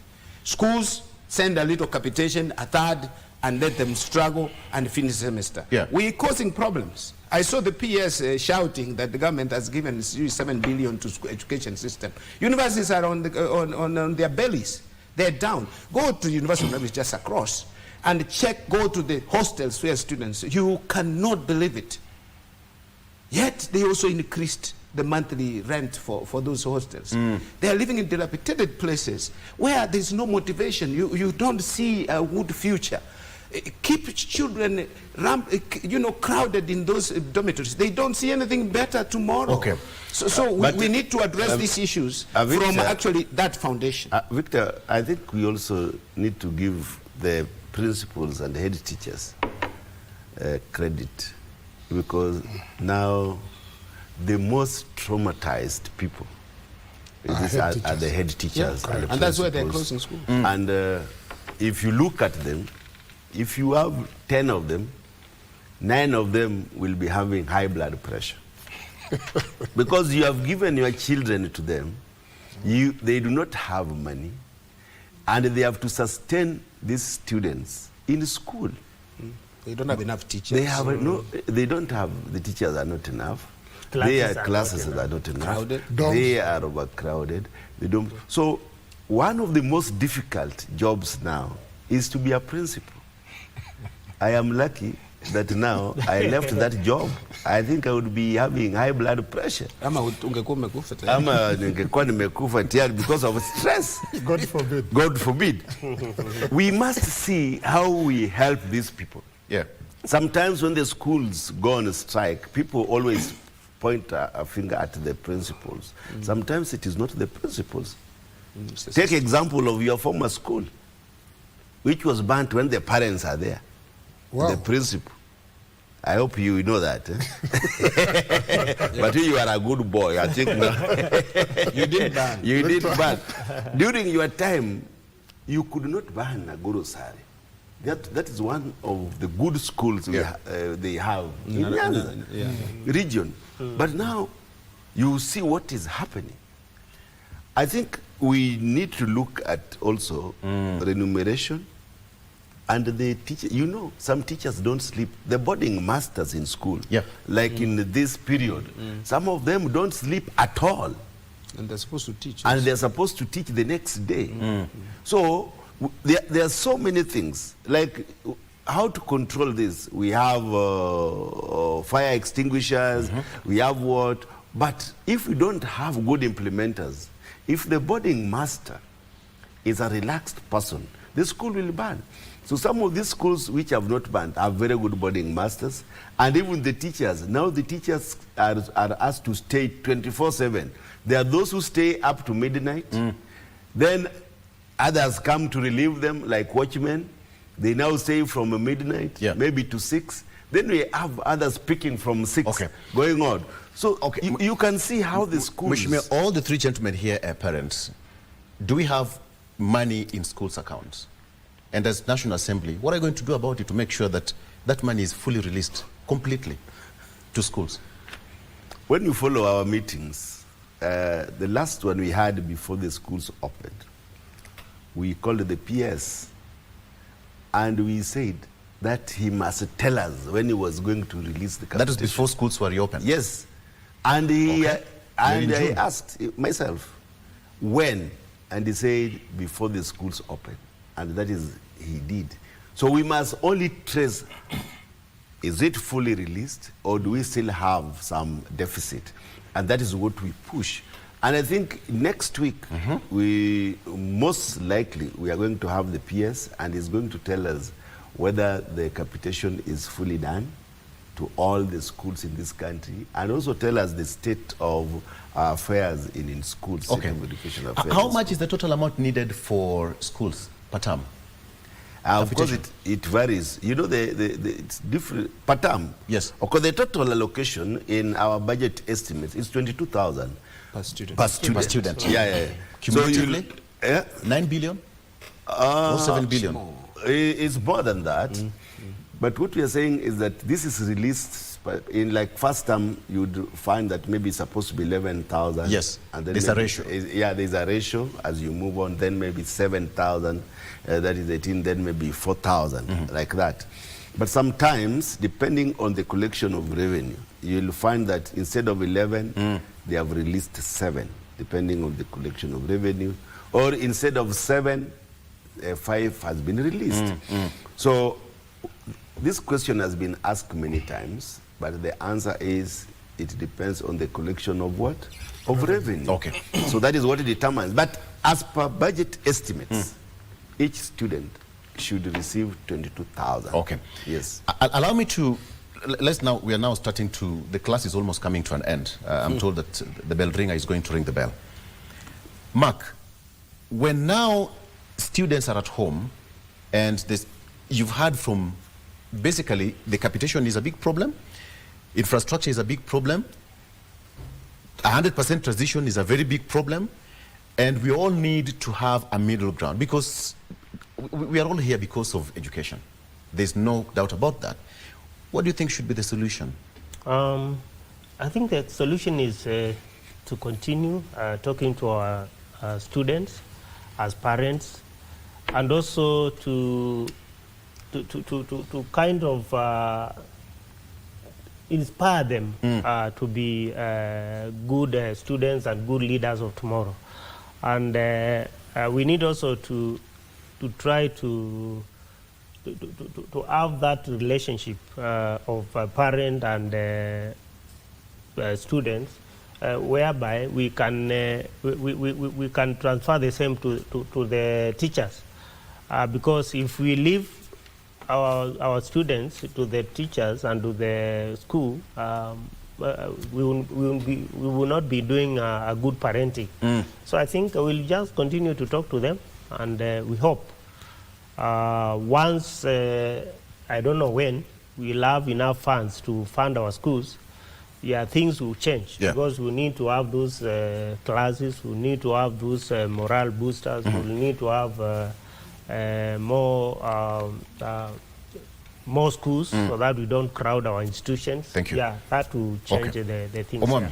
Yes. Is it my parting shot? Yes. Oh, if it is, then I'll start first congratulating those stakeholders. You know, this month is World Environment Day, and it's part of me. And we celebrated in Nyandarua. It was very successful, and I just want to give a big thanks to name a team and stakeholders who participated in World Environment Day in Nyandarua. It was very successful. And Victor, if you have not planted a tree, and Mheshimiwa, it'll be charged heavily in heaven for this month. Try to plant a tree to keep environment clean. On Friday, I planted. You planted? Yes, you are lucky. You are lucky. You'll be cleared. But if you've not planted a tree in this World Environment Day, Victor, you'll be charged very harshly. And I just want to assure you that this month, before it ends, you must at least plant a tree for you to keep environment clean. Thank you. I want to say that in everything that we begin like a new curriculum. When we began with 844, we always have teething problems. You remember when we changed from the former system of 7-4-2-3 and we went to 844, we had teething problems. And now that we are changing from 844 to CBC, also we expect that we have these teething problems. Now, the most important is how to overcome these teething problems. Because this is our country. We must get ways of overcoming the teething problems. We must get ways of ensuring that we have seamless transition from the 844 system to the CBC system, this curriculum. And how do we do this? By ensuring that we have good infrastructure in the schools. We need to have seamless transmission of capitation, and we need to have a proper retooling of the teachers. And also, we need to have a mentorship of the Students' Council leadership. Maybe in the parliament, locally we have the local leaders, the governors, so that this is a seamless transition. Otherwise, I want to thank you for bringing us for this debate. Asante sana. Yeah, thank you so much. I'm surprised you have that story of Olympic Primary School. I'm receiving a message here that's completely insane. Nobody knew that Kibra Ayani goes for break. You know, Olympic, yes. From 10 a.m. Yeah. Eating shifts. Okay, eating shifts. Okay, yes. Victor, in 1 minute. My really passion is that as a country, we need to put emphasis on training and teaching of our children that transforms our character. Let us focus on the transformation of the character of our children. Whether we are at home as parents, whether it's at school, whether it's at university, college level, we should be focusing on, does this education transform this person to be a better citizen for today and tomorrow? In other words, invest in the futures of our children on that basis. For instance now, punishment. Punishment for our children.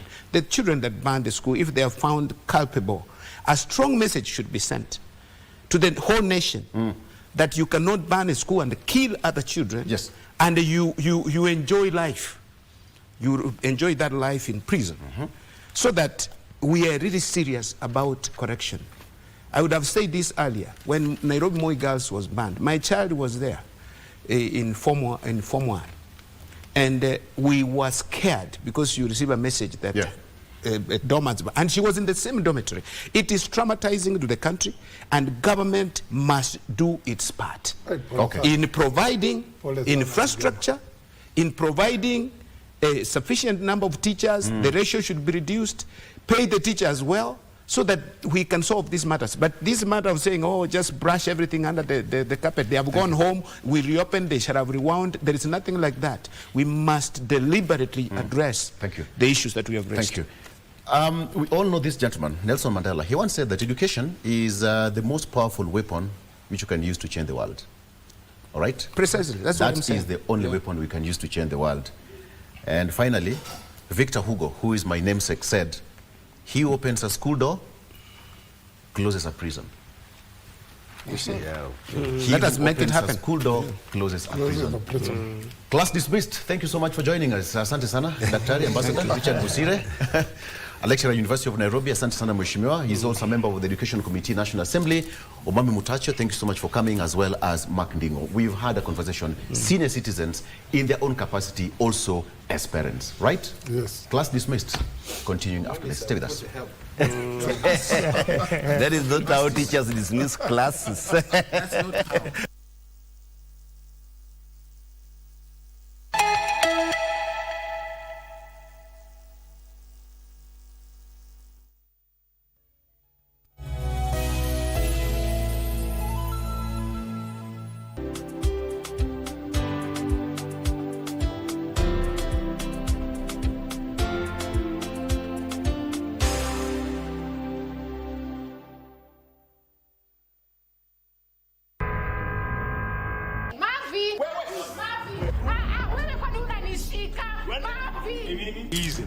Easy. I am clean.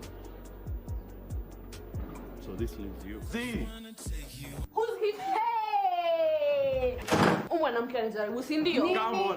Sijamuona. Ah? Sijamuona, madam. Hello. Who's this?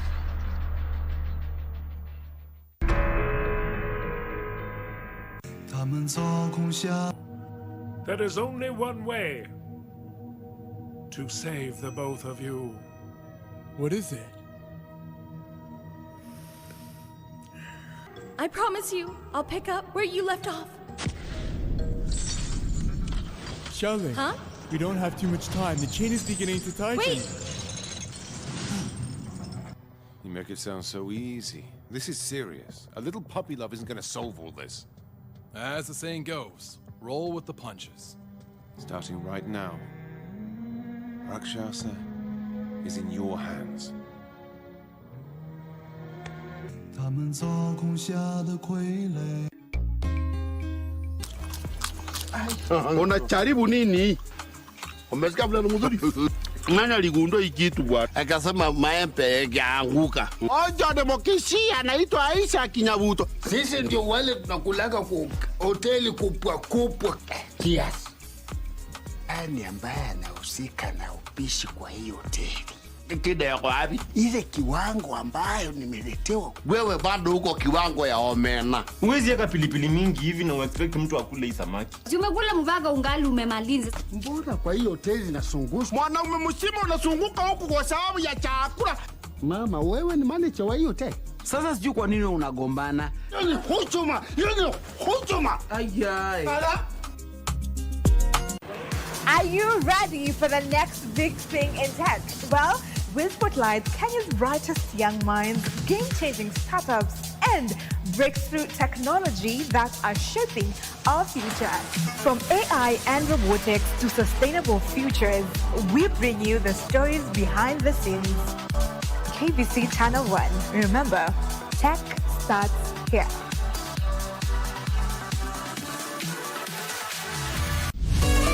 Got the fear of missing out? Want to keep up with all the latest entertainment news and latest celebrity gossip? From the latest rumors to popping events to the newest fashion trends, here is where you get all the tea or juice when it comes to entertainment, and you get it served on time. All that and so much more on Grapevine every single Monday from 10 p.m. and a rerun every Tuesday from 2 p.m. only on KBC Channel 1. Remember, if you did not see it on Grapevine, then it most probably never happened.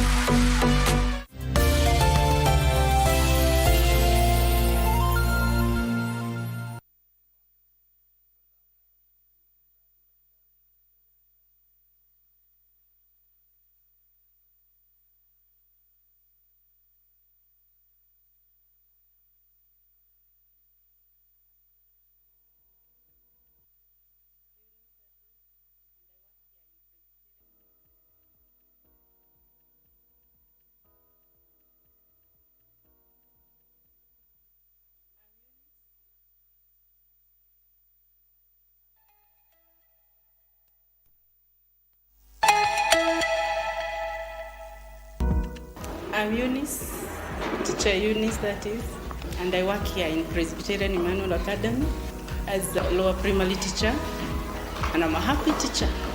Wow, good morning. Of course, to meet my learners, whom they give me a lot of satisfaction, and to be anxious to come and meet them and change a life. As a teacher, to me, Labor Day is not all about a public holiday, but to be seen. Teachers are not mostly celebrated as per se, but they are the most important people in the society. Teaching is a call, it's not a job. Sometimes you give even your extra hours to do this. Today, I want us to talk about uses of water. Yeah, being a teacher in the Eastland, it's not easy. As we are classified as being in slums, so we've got a lot of challenges. You can find a learner coming to school, she or he has not eaten even supper, no breakfast, and he has come to your class, and you cannot teach a hungry child. The first thing you do, we go even extra mile of buying them snacks and make sure that before the lessons they have taken something, just a bite. Some of them come to school without pencils. writing materials. And what do you do as a teacher? You have to go buy writing materials for them, provide even books they don't have. When you encourage them to share the textbooks, because most of, even if you write in the diary, buy, they won't buy, as in because of the background. And what do? You understand them, you love them the way they are, and you help where you can, just to make sure the emotional challenges is well observed. In our school, we are so advantaged because we are in a church-based school. And to do with the discipline, the spiritual thing, the morals we teach here every day has helped us in terms of discipline. It is very rare to see a kid who is in discipline. Most of the cases, they severe in discipline because of the morals they are taught and the spiritual nourishment that we give them every morning. These kids have taught me to come back even after trauma or hard experience in life. I always teach them, despite of their background, they still have a future. You train them how to forget about the challenges they are going through and to concentrate. Show them a lot of work, improvise anything they need where needed, and by doing so, you'll find that kid has accepted him or herself, and he has started coping up and performing well, regardless of the background and the challenges they're facing at home. Being a mother, a teacher, and a wife, in fact, they just come automatically. They shift automatically. When you come in here, you forget about home, because you cannot teach these learners when you think about home. So when you're coming, you leave your home at the gate as you came. Now when you go home again, you leave the school at the gate and you get home as a wife and as a mother. Being a mother is more advantageous because how you train your kids, how you nurture them, is the same way you are going to nurture the learners you are teaching. So being a mother, that warmth, that affirmation that you are giving your children at home is what you bring in classroom. As a teacher, you have to sacrifice your time, your extra time. For example, I'm supposed to report to work by 6:30 and leave this place by 5. But what do? Sometimes you find yourself earlier, 6 or even 5:30, and leave this place by 6:30. Like you have a home, you have a family, but what do? You have to sacrifice, make an extra hours for your work. Maybe especially during exam, you have to leave here by almost 7 so that you can be able to mark all the exam, compile, because they are needed by the administration on time. But I had this one particular boy who couldn't pass through the door. He had to pass through the window. And he gave me a very hectic time. And I had to sit down with him, know what is his problem and all that, only to find that he had problems at home. He used to be beaten by the parents so much. After we sat down and discussed, that's why he had those behaviors and he was cheeky and all that. But when we talked with him, after like 3 years, he came up changing, and now he's a very good boy. He's in grade 8, doing very well. And when they close the school, they have to come to my place and tell me, Eunice, thank you. With a very big shopping together with their mother, because they always say, I did a very good job. Our classroom, those diversity in culture and languages. And with the CBE, it's really helping us because we find those learners, they are doing a lot of innovation through the technology. And by doing that, they are changing the mindset about the tribe and where we come from. And this generation is all about diversity, as they don't have that thing that we used to have our own, that this is our culture, what is it? Nowadays, they have diversity in culture, and that gives me a lot of hope that tomorrow is better than what we have today. You wonder why the teacher is not celebrated as others. And that engineer passed through a teacher. The doctors, they passed through a teacher. And it's only God who can pay a teacher. But even if you don't celebrate them, They are so proud. God bless them in so many other ways. Imagine a learner coming from home without knowing anything. Some they don't know how to. Just trust in God. No one can be a teacher. And the only gift I can give them is to tell them, well done, keep it up, because it is only God who pays them. In fact, a teacher is being paid by God. And how is a teacher being paid by God? You'll find a teacher, yes, she or he is earning very little, but his life is okay. Through blessings of touching children's life. You find God is favoring them, their children are doing well. That's those small blessings that we ignore. That is what God pays them. So the only thing I can tell them is to hug them and tell them never give up.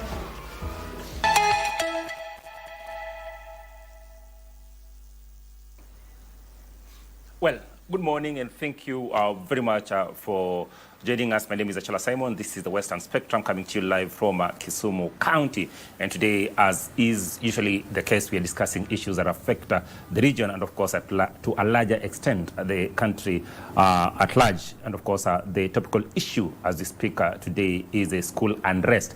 And for the last couple of weeks, tens of schools have gone on a strike for various reasons. Of course, the most tragic one being that Utumishi Academy incident where we lost close to 16 students in that institution. Of course, where death is involved, then involved line officials and, of course, all Kenyans will be disturbed. And that is why today we are discussing this matter to try and understand exactly what is happening in school and what can actually be done. Who is to blame? Where did the rain start beating us? On panel today, we have Millicent Otieno, local Peace Capacity International, who's been dealing with matters peace in this region from the basic level, that is the households all the way to the villages, and of course ensuring that the region stays or coexists peacefully. But also on set we have Dorcas Kitoto, a former principal who has actually engaged these issues over and over again. Today they will be helping us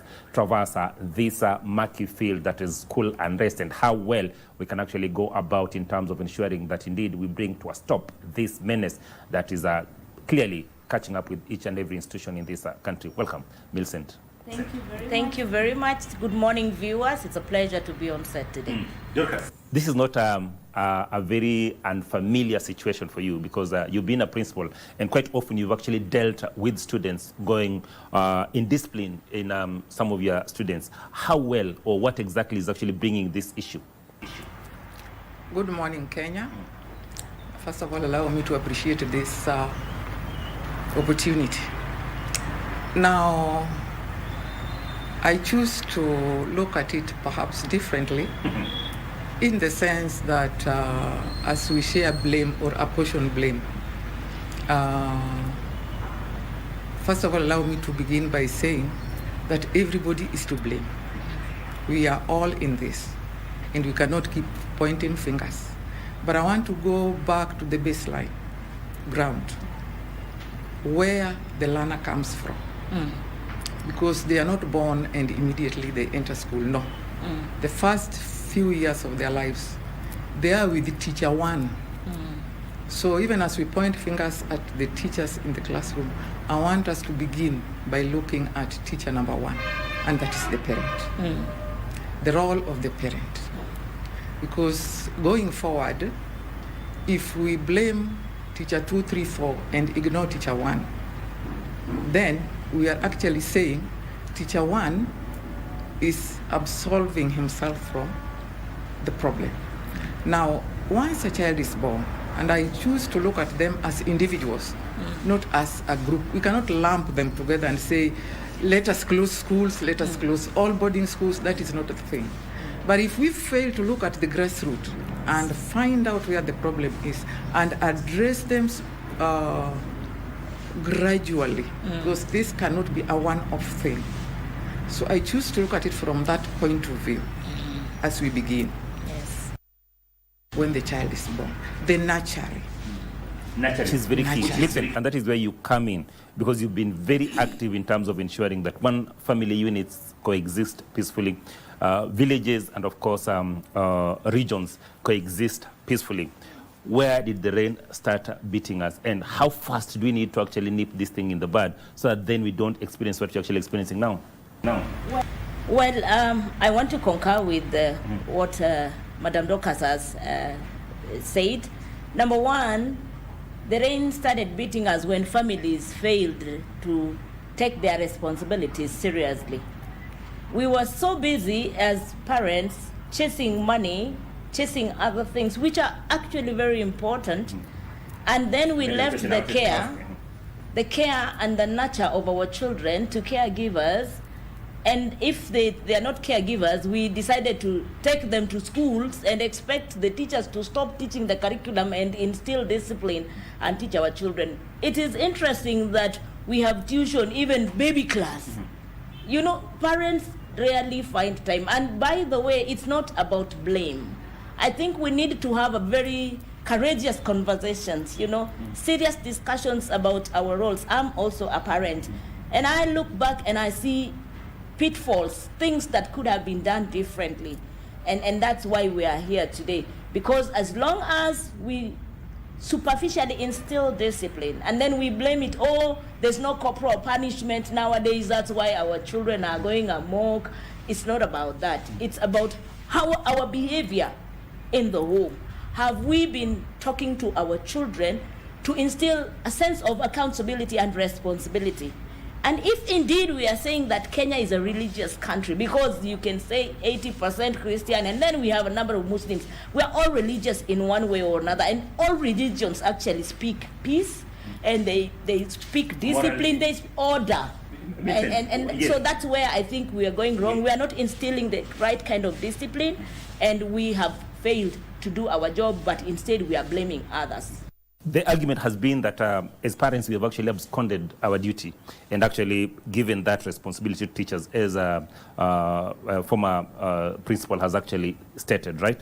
But the question then that I beg to ask is that in our African traditions, in our African society, raising a child was a communal activity where Auntie Z, grandmother B, and of course neighbor C would actually take upon themselves in terms of ensuring that this child is raised in a proper manner. However, in the same breath, we want to abscond our duties of actually raising our children. However, we don't want those other people that are actually giving them responsibilities to actually go ahead and punish our children. Are we in a state where we want to have our cake and eat it at the same time? And actually, maybe, okay, it's very interesting because things are evolving. And even the term punishment, you know, we are being told you should say, you know, reprimand or correct. But ultimately, it's a way of how should we be able to administer some sort of corrective measures and practices? Because it's not just an event. And I say practices because it's a way of life. How we were brought up, we can't bring up our children the same way we were brought up because of the exposure to so many things, including social media, that is affecting their behavior, affecting how they relate with each other. We have an overflow of information and a flood of sorts. But when it comes to training a child in the way that they should go, be it a godly way, in a way that, you know, that is pleasing, that is cohesive, that then says, I have to be responsible. If I take this action, there are consequences. And the crop we see today in our homes, they want to behave like they can do things without being held to account. And we have created this monster. Why? Because even your house manager, when they try to discipline the child, I'm not talking about spanking. Sometimes you hear they say, with a stern voice, hey, don't do that. You're like, why are you shouting? Hey, why are you shouting at my child? And in front of the child.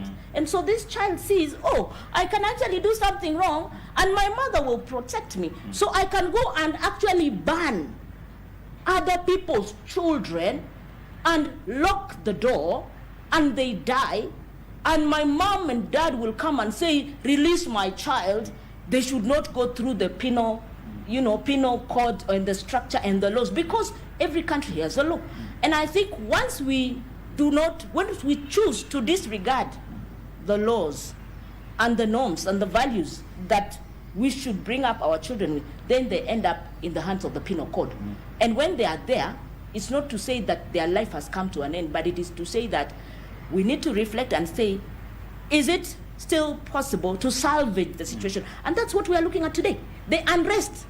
Salvaging the situation. Yes. Correct. Then it means that something must be done before we get to the penal code and, of course, salvaging the situation. What do we need to do in our institutions? What mechanisms do we need to put in place so that then, even as we handle these learners, we handle them in a manner that is molding them into what we want to become in future?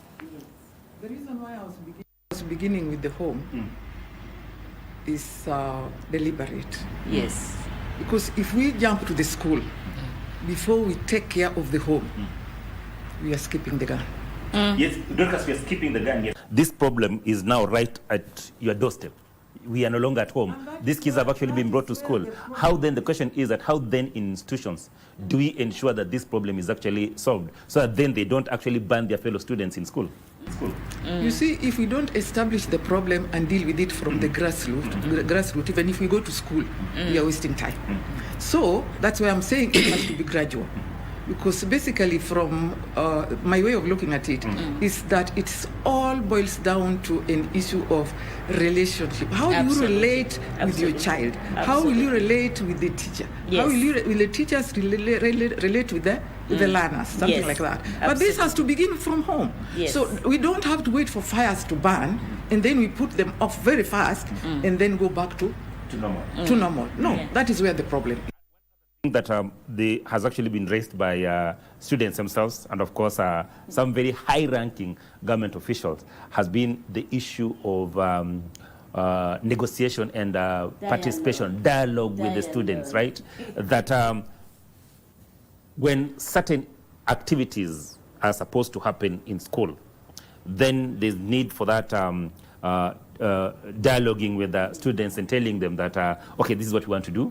Are you in a position to actually do this thing, or we can actually now set it apart and then act on it later? I mean, as a former principal, are we trading on a very dangerous ground? No, we are not. Times change. Absolutely. And if we are going to pretend we are going to take care of these children the way it was done to us. A lady told the mother the other day, don't feed my children the way you fed us. You get that? Yes.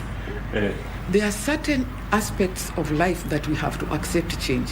And all those parents who are advocating, everybody who is advocating for, reintroduce corporal punishment. Now, allow me to ask, if you have your child at home and you've been caning them at home, meaning you are presenting a learner to school who is already used to caning such that we do not need to cane them anymore. Is that the case? Do you cane them? Or you bring them to school, then expect the teacher to do the caning on your behalf? No. So we have to embrace change. Not necessarily every, because we can't even sit down and say that we walked to school, now let the children walk. No. So there are elements that we will have to adopt as time goes by, depending on what we have on the table, and we think objectively about it. But this mass looking at our learners as a group and treating them as a group is not going to work, because one, a teacher entering a class with a lesson plan, what they have in that plan is, by the end of this lesson, the learner, not the learners, you have 100 of them in the class, you have 50, but you identify with the one. Did Millicent get what I said? Did Simon get my concept? Now, when it comes to this unrest, again, we must know so and so. That is why it's important for a parent to know their children, for a teacher to know their learners, even for an administrator to know their teachers. Then I'm still going back to, how do you relate with them? Where you can even look at children in a class and tell, this one, the parents do not care. They have not talked. You have not said anything. You just enter class, look around and say, this one, the parent does not care. This one, but with the time you will confirm. You confirm and get. just on the point that you've actually pointed out, we want to blame teachers. We are also expecting so much from teachers. Yet at the same very note, we are actually using schools as a punishment. If a child stays in an urban area and they have started doing things that are not sit comfortable with us, nitakupeleka boarding wewe.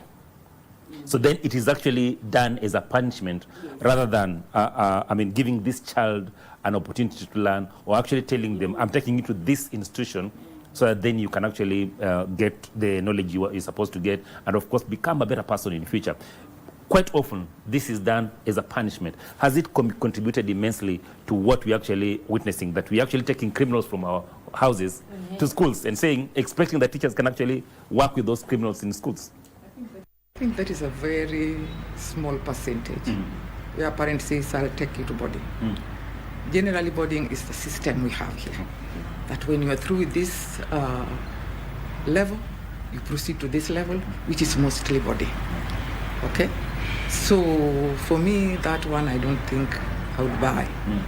But that notwithstanding, it takes me back to where I started. I don't know.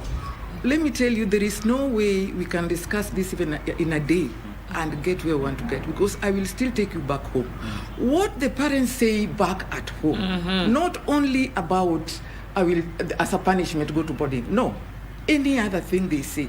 How are you nurturing it? In the things that you say, the things that you do as a parent. Are we together? Yeah. The society. These children come up knowing, and they know you. And in fact, the innocent ones will share your stories with the teachers. Yes. Okay? So, there are things that your own children will say. I will give an example of a Form 3 girl telling the father. And the father is trying to tell her to keep off boys. And then she says, ni wewe ndio ulianza umalaya kwa hii nyumba. That is a girl telling the father. Now tell me as a father, what do you say? Because they see you. Yes.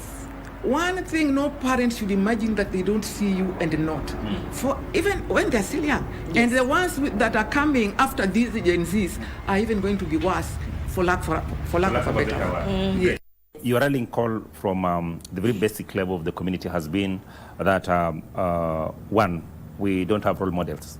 Yes. In terms of one, preaching peace, but also just upholding that moral standards that we actually want in our community. That, of course, speaks to what Dorcas is saying, that a child is looking at the father, or a child is looking at the mother, and what the mother is actually telling the child, or what the father is actually telling the child, is actually in contradiction to what they're actually doing.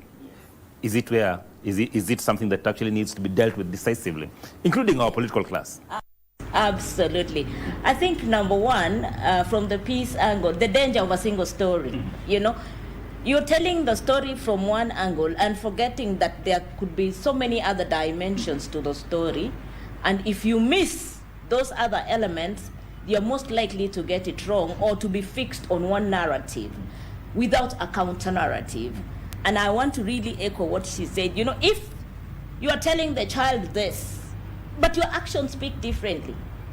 You are telling them, drink water, and you are drinking wine. And you are bringing wine at home and you are telling them, don't take alcohol, and the alcohol is left in the house. You step out, they will sneak. They will drink that alcohol. Before you know it, you have an alcoholic or an addicted person in your house. And then you start saying, oh, you are hanging out with bad friends. But this character was actually built in the home. I think I want us as parents, including me, to start taking responsibility and say, what do we need to do different? Because the institutions will not change unless and until we change ourselves and start doing things differently. When the child sees you going to church and only on Sunday or Saturday or Friday, but then the rest of the week you are busy doing cocaine or weed or whatever, because we have the problem of weed. People are saying the children, the unrest is because of narcotics and because of alcoholism and all sorts of addiction, including addiction to pornography and technology that is now spreading in the schools. And I want to say this, that we need now to really engage from the household level. I have voice and I've been trying to engage. It's not perfect, but I'm saying we cannot give up to engage and help our children to understand that they can participate in decision making. If they do not participate in the decision making, then they blame us. They say, but you are the one who told me to do 1, 2, 3. Number one. Number two, maybe in the reverse order, prayerfully govern and train your children from the household level. A parent that prays with their children and teaches them the laws of the Lord, it will be possible for these children to also adhere and revere the laws of the land. Because there is always the higher being, there is a God. And when you are struggling, for example, the children now who are struggling psychologically, they have seen their colleagues dead. And they are saying, where do we turn? There are some things that are beyond human beings, and that is where we turn to the divine being, the one we call God, the one I choose to call Nyasai. You know, then I say, yes, he has said now at this point you can depend on him. But I'm not just giving lip service. My character, my behavior should show that I'm also responsible, that I'm accountable. And if I'm caught, like for example, in the case of that father, if the daughter says, wewe ndio ulianza umalaya kwa hii bomba, what should that parent do? Should turn around. The Bible says in the book of 2 Chronicles 7:14 that if my people called by my name will come unto me, repent, turn away from their sin, and then they will plead with me, I will forgive their sins, I will heal their land. But there has to be a turning around. You as a parent, you don't want to turn around, you expect your child to turn around. How now? It will not happen. So the discipline starts with the parents. And for you to instill that discipline, for you to give somebody peace, you must be peaceful yourself. You can't give what you don't have. And this country, we are suffering, our politicians, what we are seeing in the media, a lot of nonsensical speech, you know, things that you cannot even speak. Before we reached here, our leaders used to have decorum. That is why they were called honorable members. Nowadays, they're horrible members because the things that come from their mouths, and our children are watching. Our children are seeing. So you are telling them, don't abuse somebody, anasikia mtu anasema kumbafu wewe. They will pick it. It is not about what you tell them. It's about what they hear. It's about what they see. They walk it each day. And coming back to the issue of participation, because now under child protection, laws, and the Kenyan Constitution speaks very clearly, we need to know that the cases of pedophiles hanging around, incest is there, mistimed pregnancies are all over, and they're happening they're happening in our homes. And what are we doing? We are silent about it. It's a silent killer. And so they move it from the home, they go with it to the school.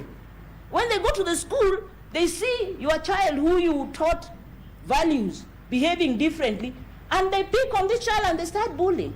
They become the mocking subject in our institution. But what I wanted to say when I come to the issue of peace, the Bible says in the book of Matthew that blessed are the peacemakers.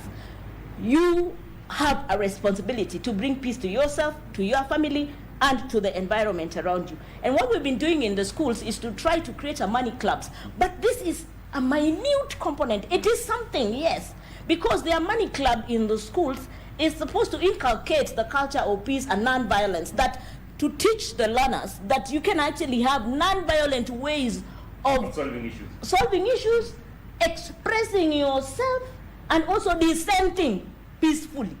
You get? So, again, gradually. If we pump them with a lot of nonsense, I'm saying nonsense because if they are destructive speech, immoral behaviors, and the social fabric is crumbling, and then we expect one institution, which is called the school, to take care of this, it will not. We need the health institutions to take care of this because of the mental wellness. We need also the academic institutions to take care of this. We need the religious institutions to play their part. We need every single responsible adult to stand up for what is right, do what is right, and speak what is right. We can save this country. You are unfair to me because you are preaching side, but we'll discuss that off camera. Milson, the other issue I wanted to ask, and you've actually brought it subtly in your conversation, is the issue of monkey seeing, Monkey Do. Monkey Do. Right. And media has actually been blamed to a greater extent to the fact that, one, there's unrest in this institution, we highlight it. Yes. There's another unrest in another institution, and it's actually projected all over the country, right? And what happens is that monkey see, monkey do. I saw on some of one of the social media handles, right? Students from Bungoma High saying, if Lenana can actually go on strike, sisi ni kina nani jamani? Principal, do you feel that we actually, as media, we actually going overboard in terms of, highlighting what is happening? And if you were to advise us as a person in that space, right?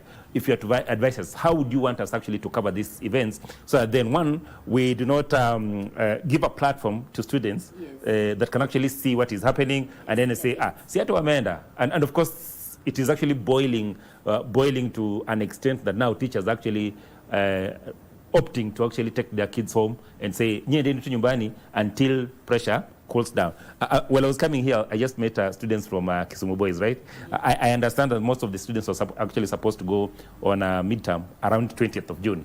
But now they're actually being left, told you and then to nyumbani, and then we'll see, so that things cool down and then you can actually come back. Are we doing a disservice to our institutions and in terms of just highlighting what is happening? You are not balancing. Life is about balance. Absolutely. Now, when you focus on the fires and the strikes and the going home aspect of this, what is going on, and you ignore, remember there are schools that are quietly continuing with their studies as we speak. Absolutely. Courtesy of perhaps what is going on in the background. The teachers are now engaging more. They are communicating better, strengthening maybe even guidance and counseling. Yes. Why? Have you focused on those schools? Have you? No. So I think just bad news sells. Absolutely. And because you are in business, you are focusing on the bad news, on the bad news. So that is where I blame you. Yeah. But allow me to add something concerning where did the rain start beating us. That we must, as a society, begin to change the kind of questions we ask. This question of where did the rain start beating us is a cliche whose time I think is up completely. Because if it has been beating us and we're still standing in the rain, shouldn't we be asking, what can we do so that this rain stops beating us? And recommendations have been ignored. Yesterday I was going through some of the recommendations. There is nothing new that will come to the table, even if there is a task force formed today to look into this one of Utumishi. Back from Bombolulu, 1977. Recommendations are presented and they are gathering dust in the archives. Yes. So, for instance, one, decongest the dormitories. Have we done that? We have, in fact, doubled the capacity of every dormitory. Visit any school now at random. We are talking about 100% transition. Yes. So is that a solution to a recommendation? So that is where we go wrong. And then there are very many meetings that take us away from these institutions, especially as administrators. Yes. It is now high time because even meetings can take place online. Absolutely. Let us be hands-on employees at every level of the society. The parents should be hands-on. There is no way you can nurture your children when you are away. No. Absentee parents. It doesn't matter whether it's a single or a parent is a parent. I don't want to say that the single parents are doing, there's one doing a better job than the other. No. It involves being there. And this parent that is, I don't know why I keep going back to the parent. It is the foundation. Because that is where the problem begins. Trying to nurture the child. Are they sober? Not sober in the sense of taking illicit stuff, no. Sobriety of mind. Because there is a lot of stress, even concerning provision of day-to-day needs and sustenance of the family. So this pressure again is weighing parents down. But that notwithstanding, there is that quiet time as a family that you can take and say, now this time, let us sit together, that I'm looking at your eyes and I'm seeing that your eyes are red today. What happened? I can tell you. How free are the parents with their children? How free are the learners are with their teachers? The teachers are now coming up with a slogan that I don't like. Teach and go home. It's wrong. It's lazy. That is escapism. And I know where it came from. When teachers were asked not to cane. Caning, I know why many people like it, because it is instant. Inflicting pain instantly. But there are better ways, and I still go back to graduate. Which are some of these better ways? For instance, the engaging that you were talking about. Millicent, this is what I can see about you. I want us to talk about your hair. Tell me about your hair. The only problem with that, the numbers are too many. Yes. But still again, we can have them in groups, and then they also have peer sessions. Millicent, we are looking at your hair. What do you say about your hair? Get what they say. But when you force, we were forced and we accommodated. This regime, if you force, you will wonder whether to go back and apologize, and how do you begin? Because when you say, lie down, I want to whip you, and they refuse. Another thing that will not help our children is expelling them from schools. I used to share with my fellow colleagues, when you are transferring teacher A to another school because they are giving you headache, that is also another school. So this headache should be taken to another school. So even doing this with the learners is not helping them. Let's talk to them. There is something known as listening. A very basic thing, but very important. Do we listen? No. Before we listen, even as adults, do we listen to each other? Everybody wants to talk, but nobody wants to listen to the other. But once you listen, because a learner may have a very valid reason why the hair is unkempt. I'm telling you, very valid. When you listen, I understand.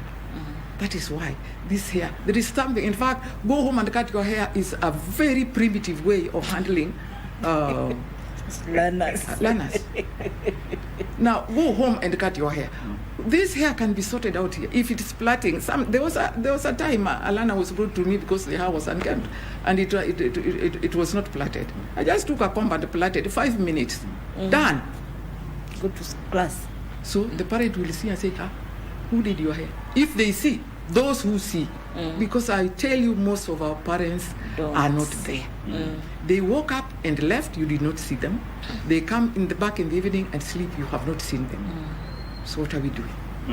Dorcas, that we need to open up our school. Of course, this is an extremely delicate stretch, slippery stretch. Do we need to open up our school much more in terms of allowing parents to come probably just once a month or twice per term, but actually allowing parents to actually come, so that then we can actually have this engagement with parents and students, and parents can actually pick out some of those changes, of course, together with the teachers, picking out some of those changes that are actually coming in, so that then we can actually have a concerted effort in terms of mentoring our children and actually, just growing them as a school. But that is what happens. The school cannot run while parents are away. At least once a term, parents should come. And parents... Most of the institutions, Lucas, we see once a term, only one person, do we need to open it much more and say that wazazi wanaweza kuja probably every weekend or every month, something like that. So then, we can have more conversations with this. Every weekend, I think, it would be too much because, again, that hangover. Yes. Hangover, it's not only about alcohol. Now the parents came on Saturday, Yes. on Sunday. There are some whose parents may not come for whatever reason. Some just decided to block the school. I've already handed over my children to the school. Full stop. You will never see them. But it's important for engagement purposes. You inform them about their children, about the day-to-day running of the school, the challenges, and you engage with the parents. That is very important, by the way. And then keeping a child away from a parent for 3 months is also not fair. Let us just be fair and adjust to prevailing circumstances of the society. Otherwise, this is a societal issue and not necessarily institutional. If we don't all pull together, we are not heading any place. But we must go back. I'm talking like I'm concluding, but I'm not. We can still just begin and continue. But then, let us strengthen relationships. Absolutely. The things parents say about teachers at home. So you are there trying to explain Pythagoras' theorem, and Millicent is beckoning the other one.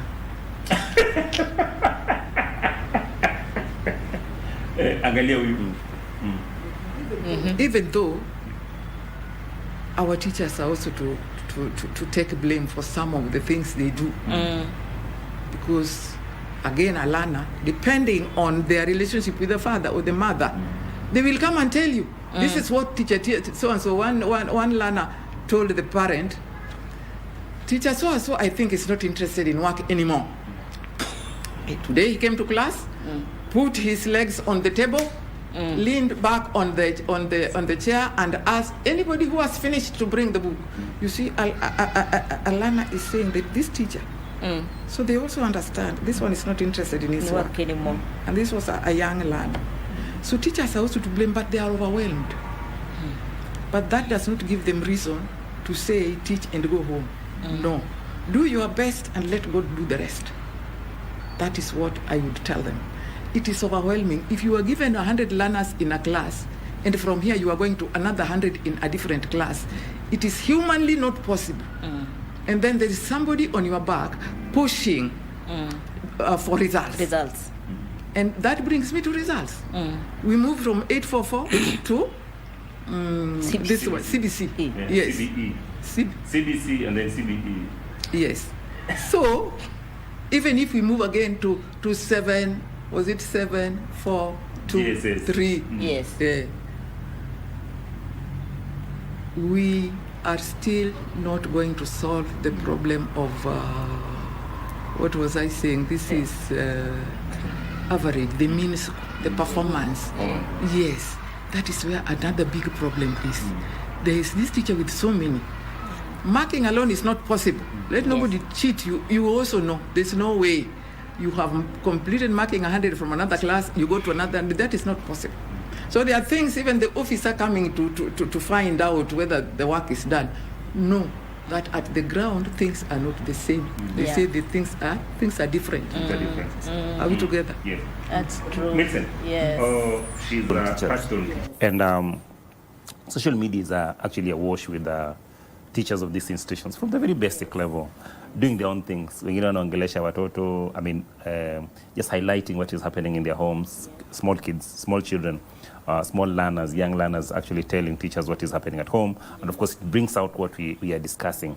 But also, even the way some of these teachers are behaving with these learners, wanakatika, wanafanya nini, even the dress code, right? Yes. And in some instances also, we have seen, as she has alluded to, teachers coming into class when they're very drunk, unkempt, and disinterested. Has this contributed to what we're actually seeing? And is there a need for a paradigm shift, and probably looking at it from another perspective, a paradigm shift on how we actually structure our learning spaces? My nephew keeps telling me all the time, Uncle, I feel like we are stuck in the old age where education is sitting in class and listening to someone for hours. Yes. I mean, is there a need for change? I think the change is already happening, by the way, and there is need to be more proactive and deliberately aware that it is happening, and then plugging into it constructively.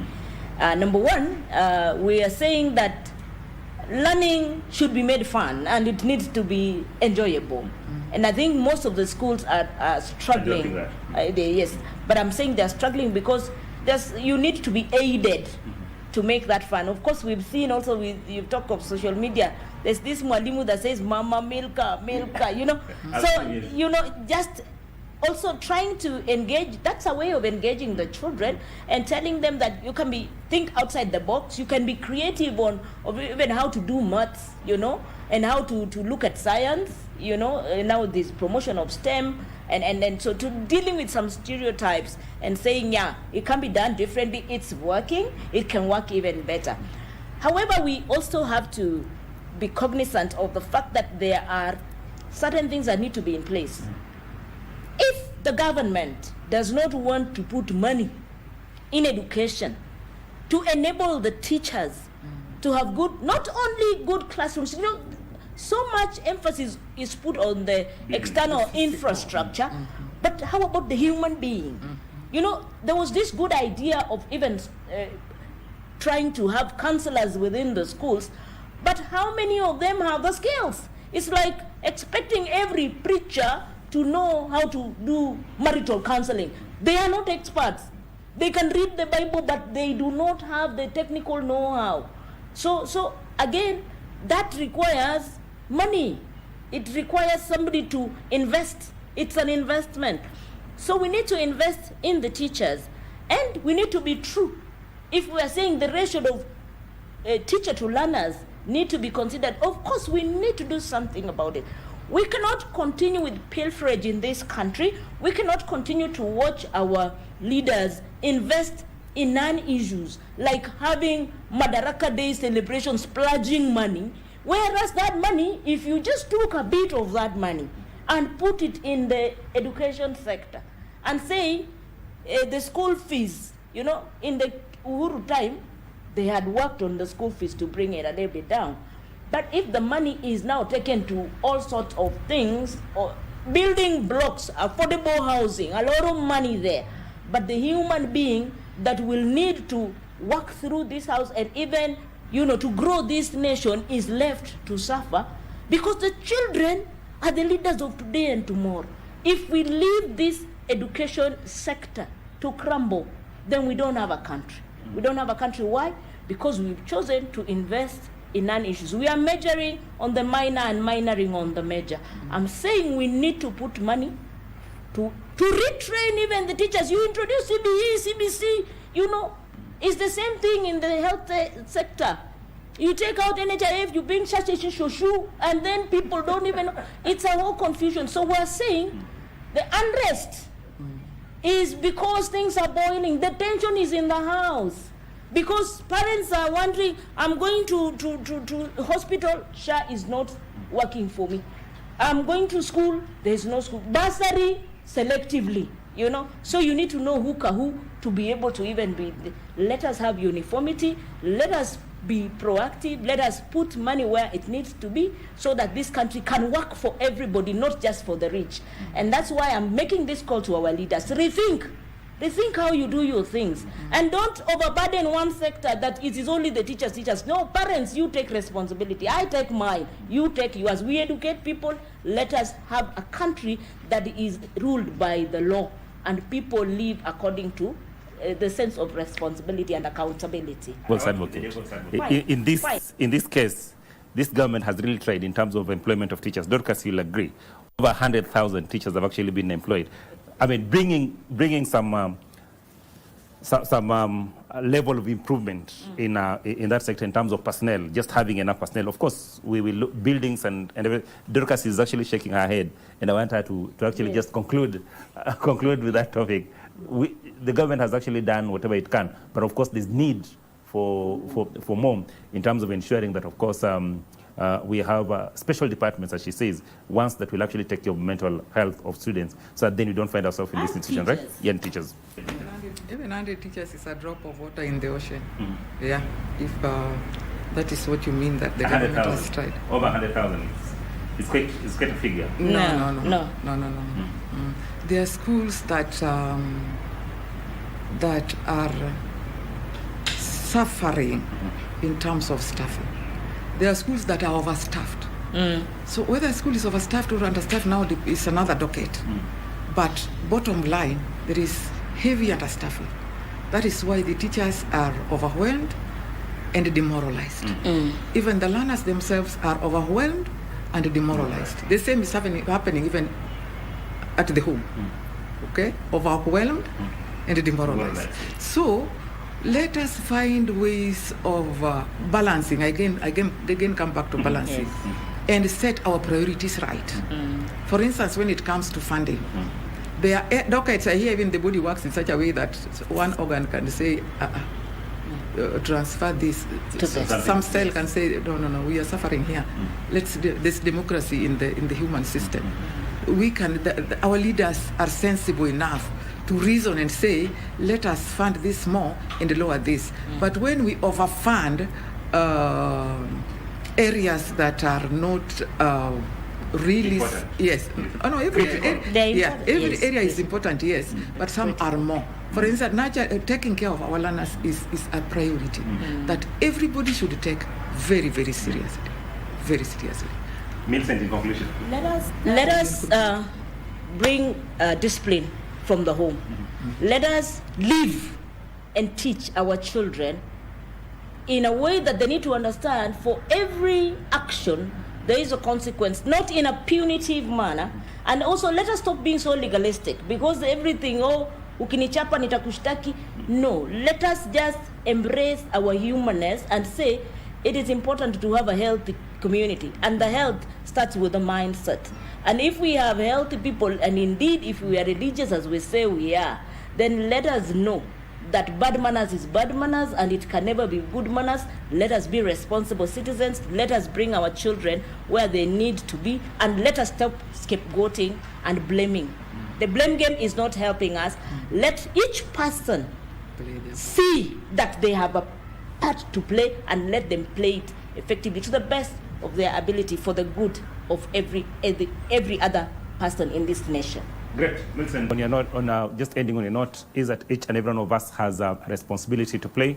I'm playing mine. I brought them here to discuss what they're supposed to discuss, so that then you and I can actually see where we're actually going wrong. We are expecting also that parents at home, you will ensure that you actually nurture your children to the best of your ability and not transfer that problem to the institutions. And once they get to the institutions, we're also expecting that teachers will actually play their role. But more importantly, the government will also put in resources in terms of ensuring their teachers, specialized teachers, in terms of just ensuring that they can actually handle the mental overwhelming or the mental stress that comes with the new demands of our society. But also we expect that as a whole, communities will actually continue to play their role in terms of ensuring that they understand that the child is a child of the community and not a child of an individual. My name is Achala Simon, on behalf of each and every person who has actually made this possible. Mirage Palace Hotel here in Kisumu that continue to give us this space so that then we can actually have this show every morning. Millicent and Dorcas, thank you very much for being resourceful on this show. My colleagues, Martin Kibuti, and Hazel Owino on the cameras, and of course the logistics person, Edwin Otieno. Thank you very much. We take it back to Broadcasting House for our normal programming. Thank you.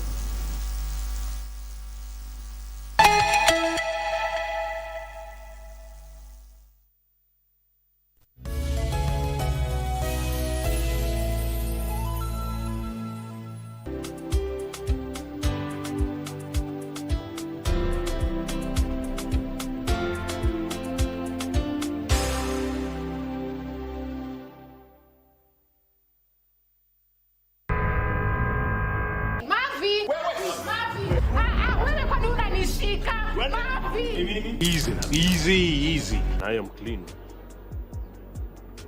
So this leaves you. See?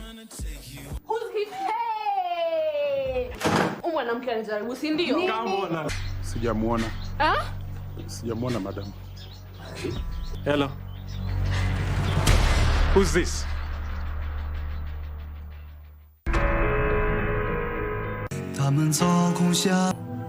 There is only one way to save the both of you. What is it? I promise you, I'll pick up where you left off. Xiaoling. Huh? We don't have too much time. The chain is beginning to tighten. Wait! You make it sound so easy. This is serious. A little puppy love isn't going to solve all this. As the saying goes, roll with the punches. Starting right now, Rakshasa is in your hands. 他们操控下的傀儡。 In a world where news is ever changing, staying informed is more important than ever. Join us every week on News Check, your go-to show for the latest in current affairs, breaking news and in-depth analysis. A warm welcome to KBC News Check. From politics to global events, we bring you content that matter to you. We're not just speaking about the governance and how we want to see it, but want to actually participate. Get your facts, hear from the experts, and really understand what is happening around you. We need to change our system first. You have to do the impossible to make sure the message is home. Stay ahead, stay informed, stay engaged. Will these people, everybody agree? Just listen to me. Let's give him a chance to clear the air. Catch News Check every Tuesday and Wednesday from 10 a.m. to 12 noon. Only on KBC Channel 1.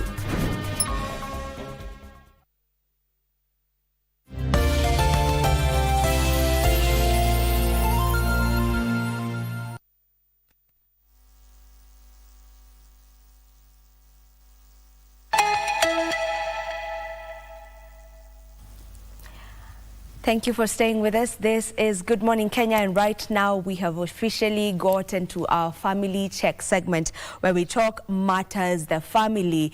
And today we are talking about more or less almost the same conversation that we have been having since morning. But right now we want to take a look at how exactly do we get to spot these telltale signs. How do we get to spot warning signs from our children early on, so that we don't get to the point where we are right now, where it seems like everything has gone rogue. And what better way to do this rather than do it with our our moral custodians, who are our religious leaders. We know that religion is, you know, what kind of guides us in one way or the other.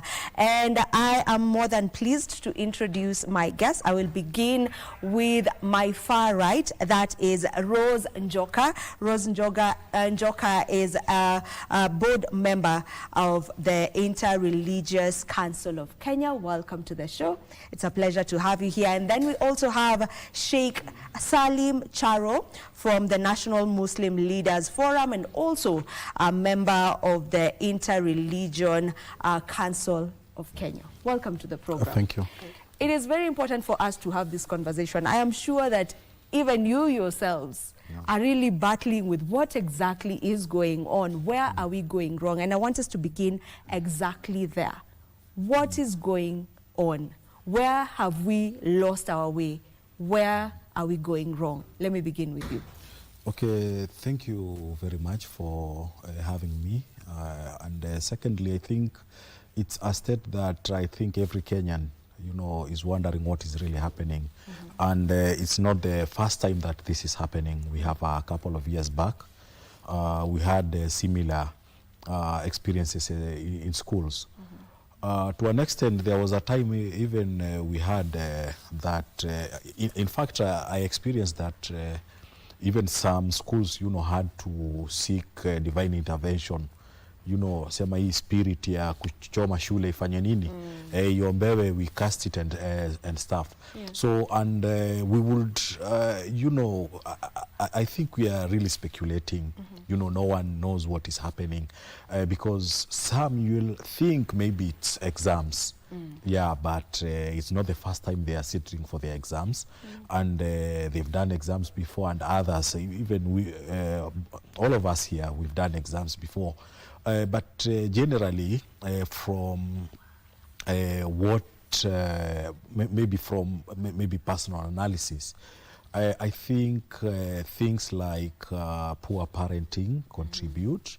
And at times also, you know, now the generation that we are raising, you know, either the Gen Zs or the Gen Alpha, you know, they are sort of attention seekers. And also, there's also an element of, lacking moral values. Yeah. Rose, from your point of view. Thank you very much. It's a worrying trend, and I agree with my colleague that it's an issue that needs to be looked at widely, because one, as parent also, I'm a parent, and we really worried. As the religious leaders, we worried, and also the sentiment from the government, they are also worried. So we really need to go back and look at it holistically, what is really happening with our children. As my colleague has said, before, the parental role was very key, which was strengthened by the religion.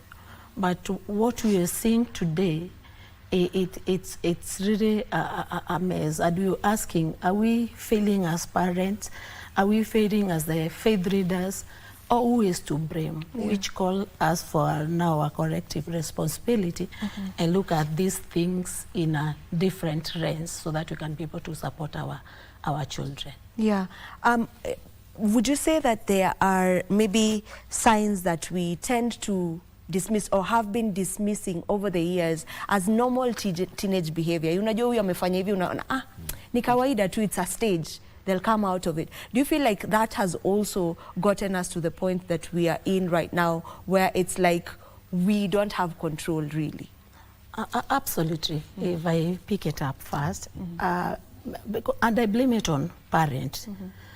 The way we are parenting our children. We've gotten to a level that instead of us parenting our kids, it's the children who are telling us how to parent them, which is quite unfortunate, where the digital spaces, which is both positive and negative, we've let the digital control the children. And what we are doing is, as opposed to what was being done before, where a phone, like some of us, our age, we go to access the internet at our late ages. Now, we're doing it as a toy. When a kid cries, you give them the phone, and whatever they're accessing in those phones, you cannot really tell what it is. So, one, we have failed as parents. We've left the world to teach our children on how to grow as kids. And that's why we're feeling like we are being overwhelmed by the situation. Yes. Sheikh? Okay, first of all, there are a lot of signs that we tend to ignore because basically you may find like some kind of withdrawal. You know, when a child withdraws from, company of people, and a child that we know, you know how hyper they are after we feed them with a lot of delicacy sweets and so on, and then all of a sudden they get to withdraw. That's a sign that there is a problem. They are going through something. And another one is also they become also so secretive. Yeah, because even what Madam Njoka said here is that sometimes we give them phones, but we don't know who they are communicating with and what they are doing with their gadgets. So this also one of the things that that's a way that they can be radicalized in one way or another, because even for radicalization it has shifted. Previously people used to be radicalized physically, but nowadays it has transited into online. And there are others like increased hostility. Yeah, you can see sometimes how they behave, how aggressive they are, and we see how they behave. And at times we just see it's something that is normal, but it translates into something. Yeah, because and it depends from which angle it's coming from, because at times we may just think it's just a normal social issue, but at times it may look a bit religious, Yeah, because if you have a child, especially coming now from a Muslim community, you know, declaring any other person a kafiri and stuff, you know, that's a sign that there's a problem here. And all of a sudden, they are not so political, but, you know, this chance that all over nowadays, Nini must go and stuff, you know. Yeah. So this is also an indication, because it's not just an utterance, but it communicates something. And we've seen the lady the other day that she named, you know, her child, you know, a certain name, and then, you know, the hostility. You know, these are kids, they don't vote and stuff, but it shows, it communicates something. So, and these are some of the things. And also, we have a sharp decline in what we call academic performance. Someone who've been performing well, and all of a sudden there is this kind of decline. So these are some of the things that can eventually you know, tell us that there is something that is ongoing. And in some instances, even at school, you know, for teachers, it's also easy, because someone who is, you find a group of students who are against the administration, people who, you know, who become a bit destructive, you know, anything that belongs to school, you know, they don't take good care of it, they would end up, you know, destroying it and so on and stuff. So these are some of the such indications. And also, it's also a problem that sometimes we tend to ignore that our children are abusing drugs. And this is also one of the major problems that is affecting especially our high schools. You know, our young girls are drinking, are smoking marijuana, and this is also one of the things that contribute and makes it even easier for them to do such of the things that are happening. Yes. Yeah, and you've pointed them out very, you know, nicely, and you know, these signs, I am sure that even as we were talking about them, maybe there's a parent who's watching us, a guardian who's watching us, and they've been able to pick some of these signs. Maybe, Madam Rose, you can add on to them if you have others, but even as you do that, when I realize that my child has become withdrawn, maybe when I realize that my child has become sort of aggressive in one or the other, and they never used to be, that never used to be how they would react to things in you know, in one way or the other. What should I do when you notice these signs? What to do? Thank you, Fifian, for the question.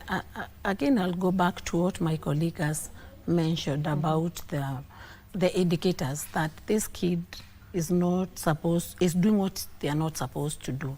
For instance, as a parent, when did the rain start beating us?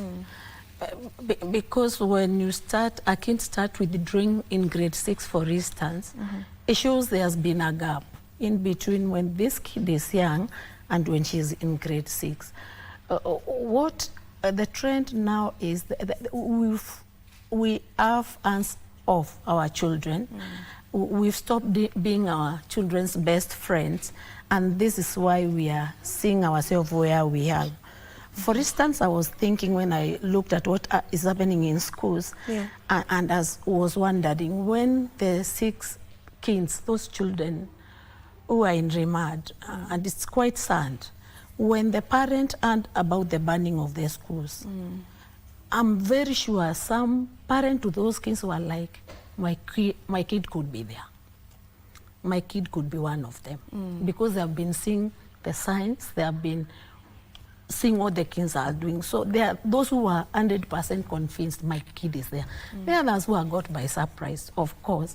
And Sheikh mentioned about radicalization, which is also happening in our schools, where you get kids and they meet with other children from different families, different setups, and they are radicalized in doing all sort of violence in schools.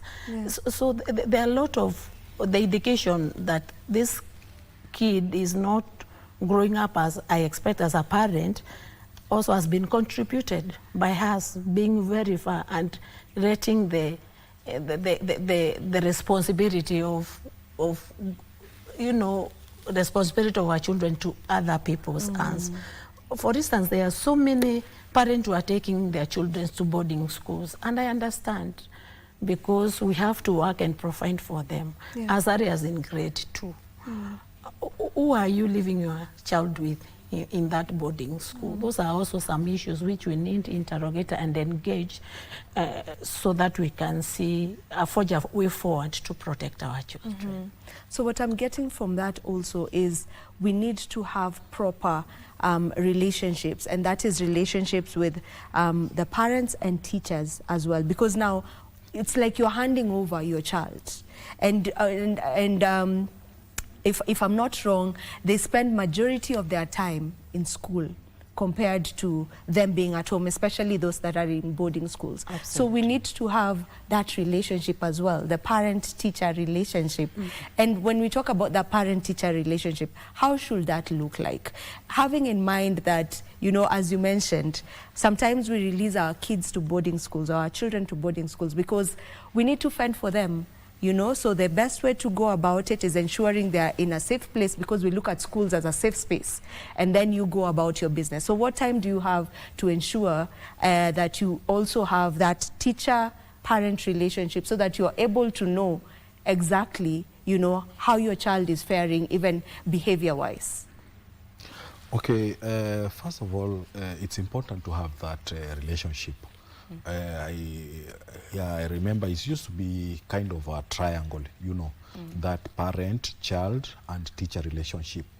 And, you know, the moment they go to boarding school, at least there's one of the things that I've been able to gather myself is that, number one, we don't prepare our children that they'll be in boarding school. They will be, you know, away from their parents and their families, especially for this duration, especially now for the for those joining, is it grade 10? 10, from grade 10 onwards. I'm so conversant with Form 1s. But we don't prepare them, you know, emotionally and so on. So they get to, and then you see other forms of communication, and it's not that I'm trying to suggest that they should have mobile phones for communication, but at least you'll find it difficult for you to communicate with your child. You know, there's this restriction that, you know, they are studying, we don't want to distract them, you know, and so on. So, and I think this has also contributed to, you know, children, you know, for the children, you know, to behave in such a manner. Because if you look in the past 1 month, we had those protests, and then we had some holidays, we had Eid, and then we had Madaraka Day and so on. So, and then they're like, you know, this is the time that we should be, at least even our parents or our families would come and visit us. You know, this could be one of the factors. And you know, when people are talking of the protests, you know, it's not as if someone is protesting on something, but it's something as if we are praising it. You know, people have been killed, there have been destruction of properties and nini. So, and they are like, how come we are just here? Why are we being left behind? And you know, it's being led by the Gen Zs. You know, we are the Gen Zs, and we are here and we are not doing anything. So all these are some of the factors contributing. And then now, considering now there's no communication with homes, and when parents do, it's as if you are doing something illegal. Either you agree with the class teacher or whoever is in charge there, that they would allow you even to communicate. So, you know, this relationship is there, is not there. And despite that, they are given midterm and so on, and I think they ask for it by, you know, by force, because most schools, what now we've been hearing recently is that, you know, children are being left to go home. And I believe to a certain level it's going to disrupt the education calendar, the academic calendar. But more importantly, I think it's for the parents to take up their responsibility, because I'm also a madrasa teacher. And as a madrasa teacher, you know, you'll find some parents, you know, coming and they're like, you know, this kid is like this and like that. Can you talk to them?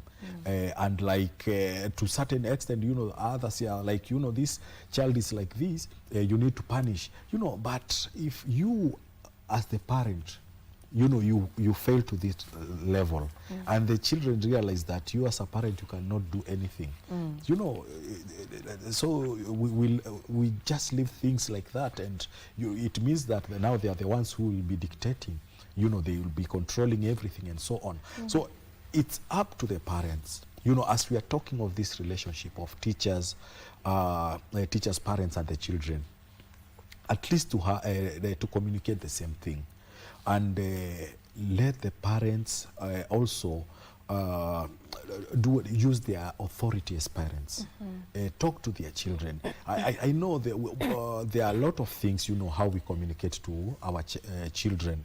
It's also an issue, and we've realized that most parents cannot sit with their children and tell them things in black and white.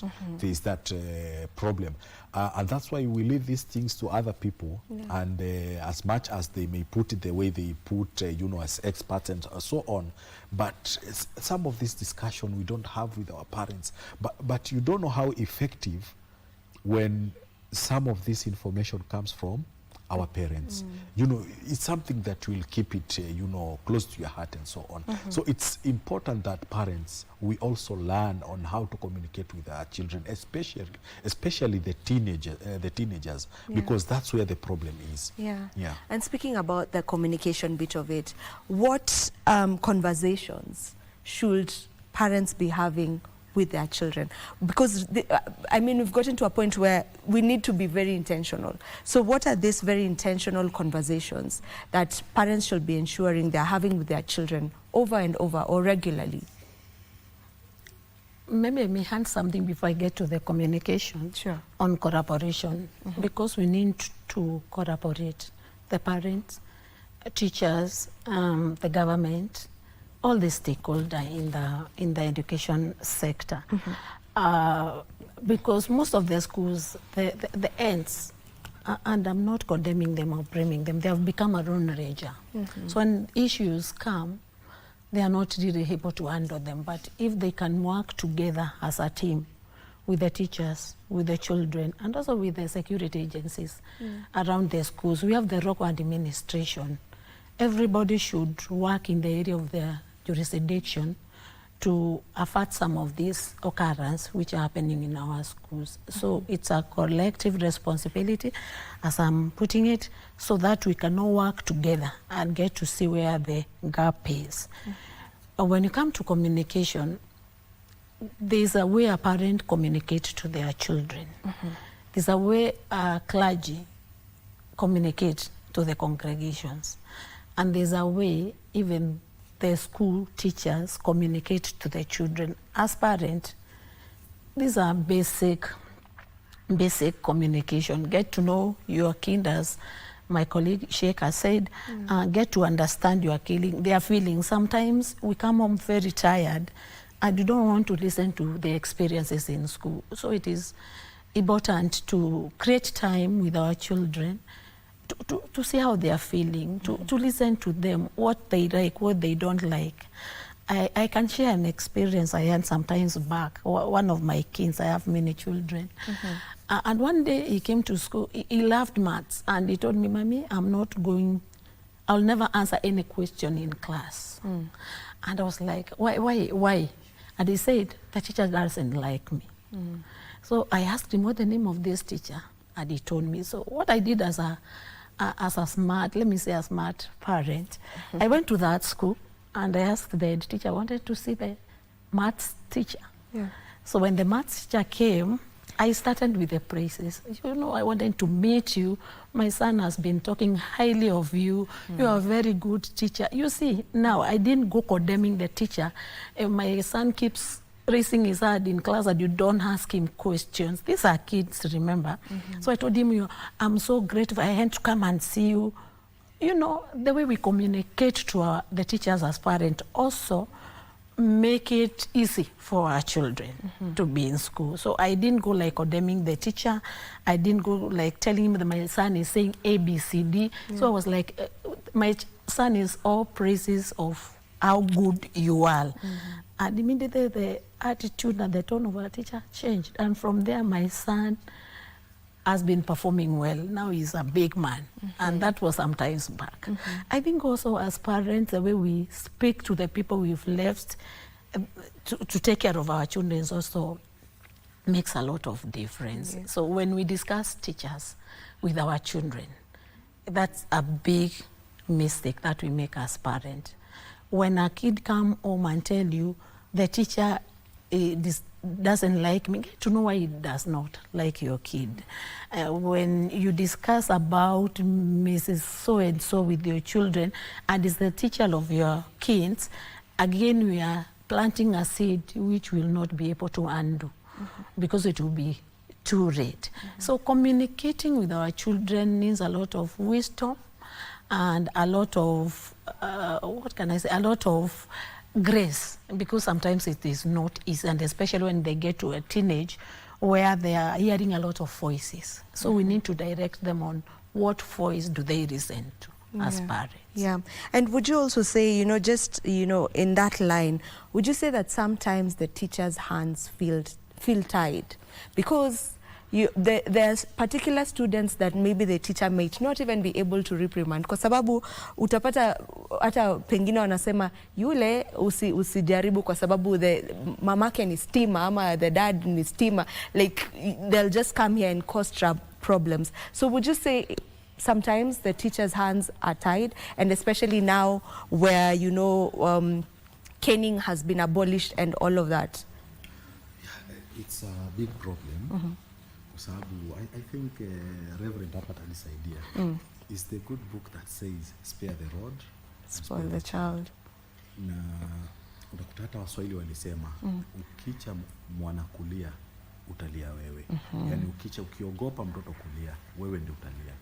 So unaona, these are problems that we have, and some of the parents they have this challenge, you know, when children complain, is that they need to check your microphone, Pole kidogo. Maybe you can just jump onto that. Yeah, and this brings back to what I said earlier in reference to what happened in Utomishi. How many parents were like, I know my kid could be among the 6 because you have seen all the signs in your kid. We have this mature parents. And even the other students knows when Papa so-and-so get to their school, even the teachers will shake. They will tremble. So this also a narrative that needs to change for us as parents, because we create a fear in our children that translates to also affecting the teachers. And sometimes they are not able to handle our children. Because like you know who my parent is, you know who my father is, you know that attitude, and sometimes the teachers are defeated, they are not able to discipline them as they are supposed to. So it's also something that we need to look at, and that's why I'm saying, bottom line, parents somehow, we are to blame in some of these issues which are coming up, because we've let our hands off our children, and we've let them do whatever they want to do. When we were sharing with you in the morning, and I was telling you, when we were growing up, there were things that we could not tell our parents. For instance, on Sundays, there was no question of what time are you waking up to go to church or to the mosque. You want to wake up and prepare even before your parents. But what is happening nowadays? You wake up your teenage girl and she tell you, Mom, I'm not going to church. You go to church alone. You get home, they have not cooked. You get to the kitchen. What happens to that kid when they get to school? If they cannot listen to you, if you cannot be able to handle them, what do you expect a teacher to do with such a kid in school. I get it. And we need to be winding up on the conversation. This is a conversation that can go on and on and on, but for now we have to finalize on it. So I can take your final remarks. And if you may allow me, let's have the final remarks with a solution that we can be able to borrow or pick. Okay, first of all, I think we need to revisit our parenting because that has been something that is very crucial. Who takes care of our children? Because the moment we take them to school, and then at home we leave them with the nannies. So most of the time you are not present with our kids. So I think we need to revisit our parenting, and also the issue of moral values. It's something of concern, and more importantly, and that's why we are here as religious leaders. You know, as much as we are religious, but we are not practicing what religion teaches us. So if we are able to work on these three things, I believe we are going to have a good country. Thank you. Thank you, Madam Rose. Yeah, there's still hope. All is not lost. And when I say this, I mean like Inter-Religious Council of Kenya is working very closely with the government, and they're all stakeholders in making sure that peace prevails in schools. And in fact, there are projects, some of the projects that Sheikh has been implementing in some counties, and they are scaling it up, where they are forming the peace clubs in schools. And this, I believe it will add value to the issue and stop the issues, all the escalation of the unrest in our schools.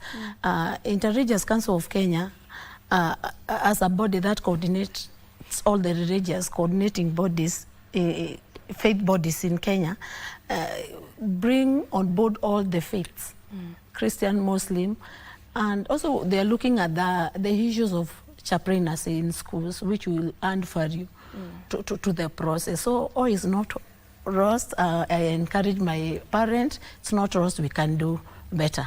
All right, Yes. all is not lost. Yes. And that's the best way to get to end this conversation. Thank you so much for being with us. This has been Good Morning Kenya, and we usually do this each and every weekday morning. So I'll see you tomorrow, same time and place, God willing. Goodbye. Have yourselves a lovely day.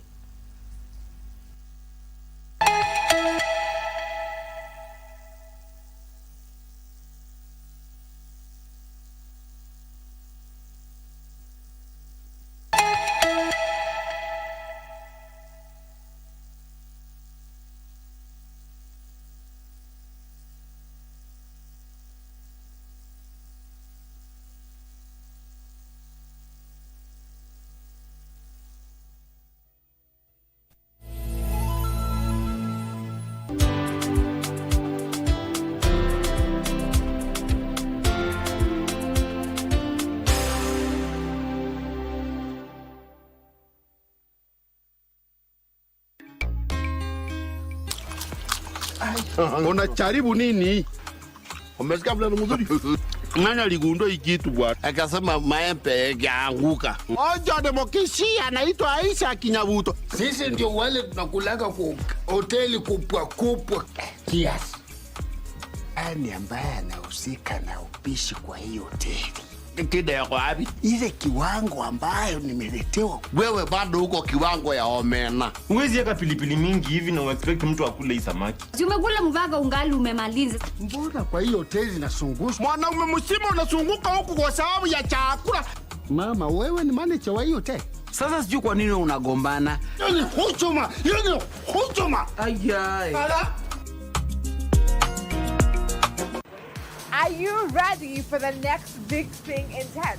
Well, we'll spotlight Kenya's brightest young minds, game-changing startups, and breakthrough technology that are shaping our future. From AI and robotics to sustainable futures, we bring you the stories behind the scenes. KBC Channel 1. Remember, tech starts here.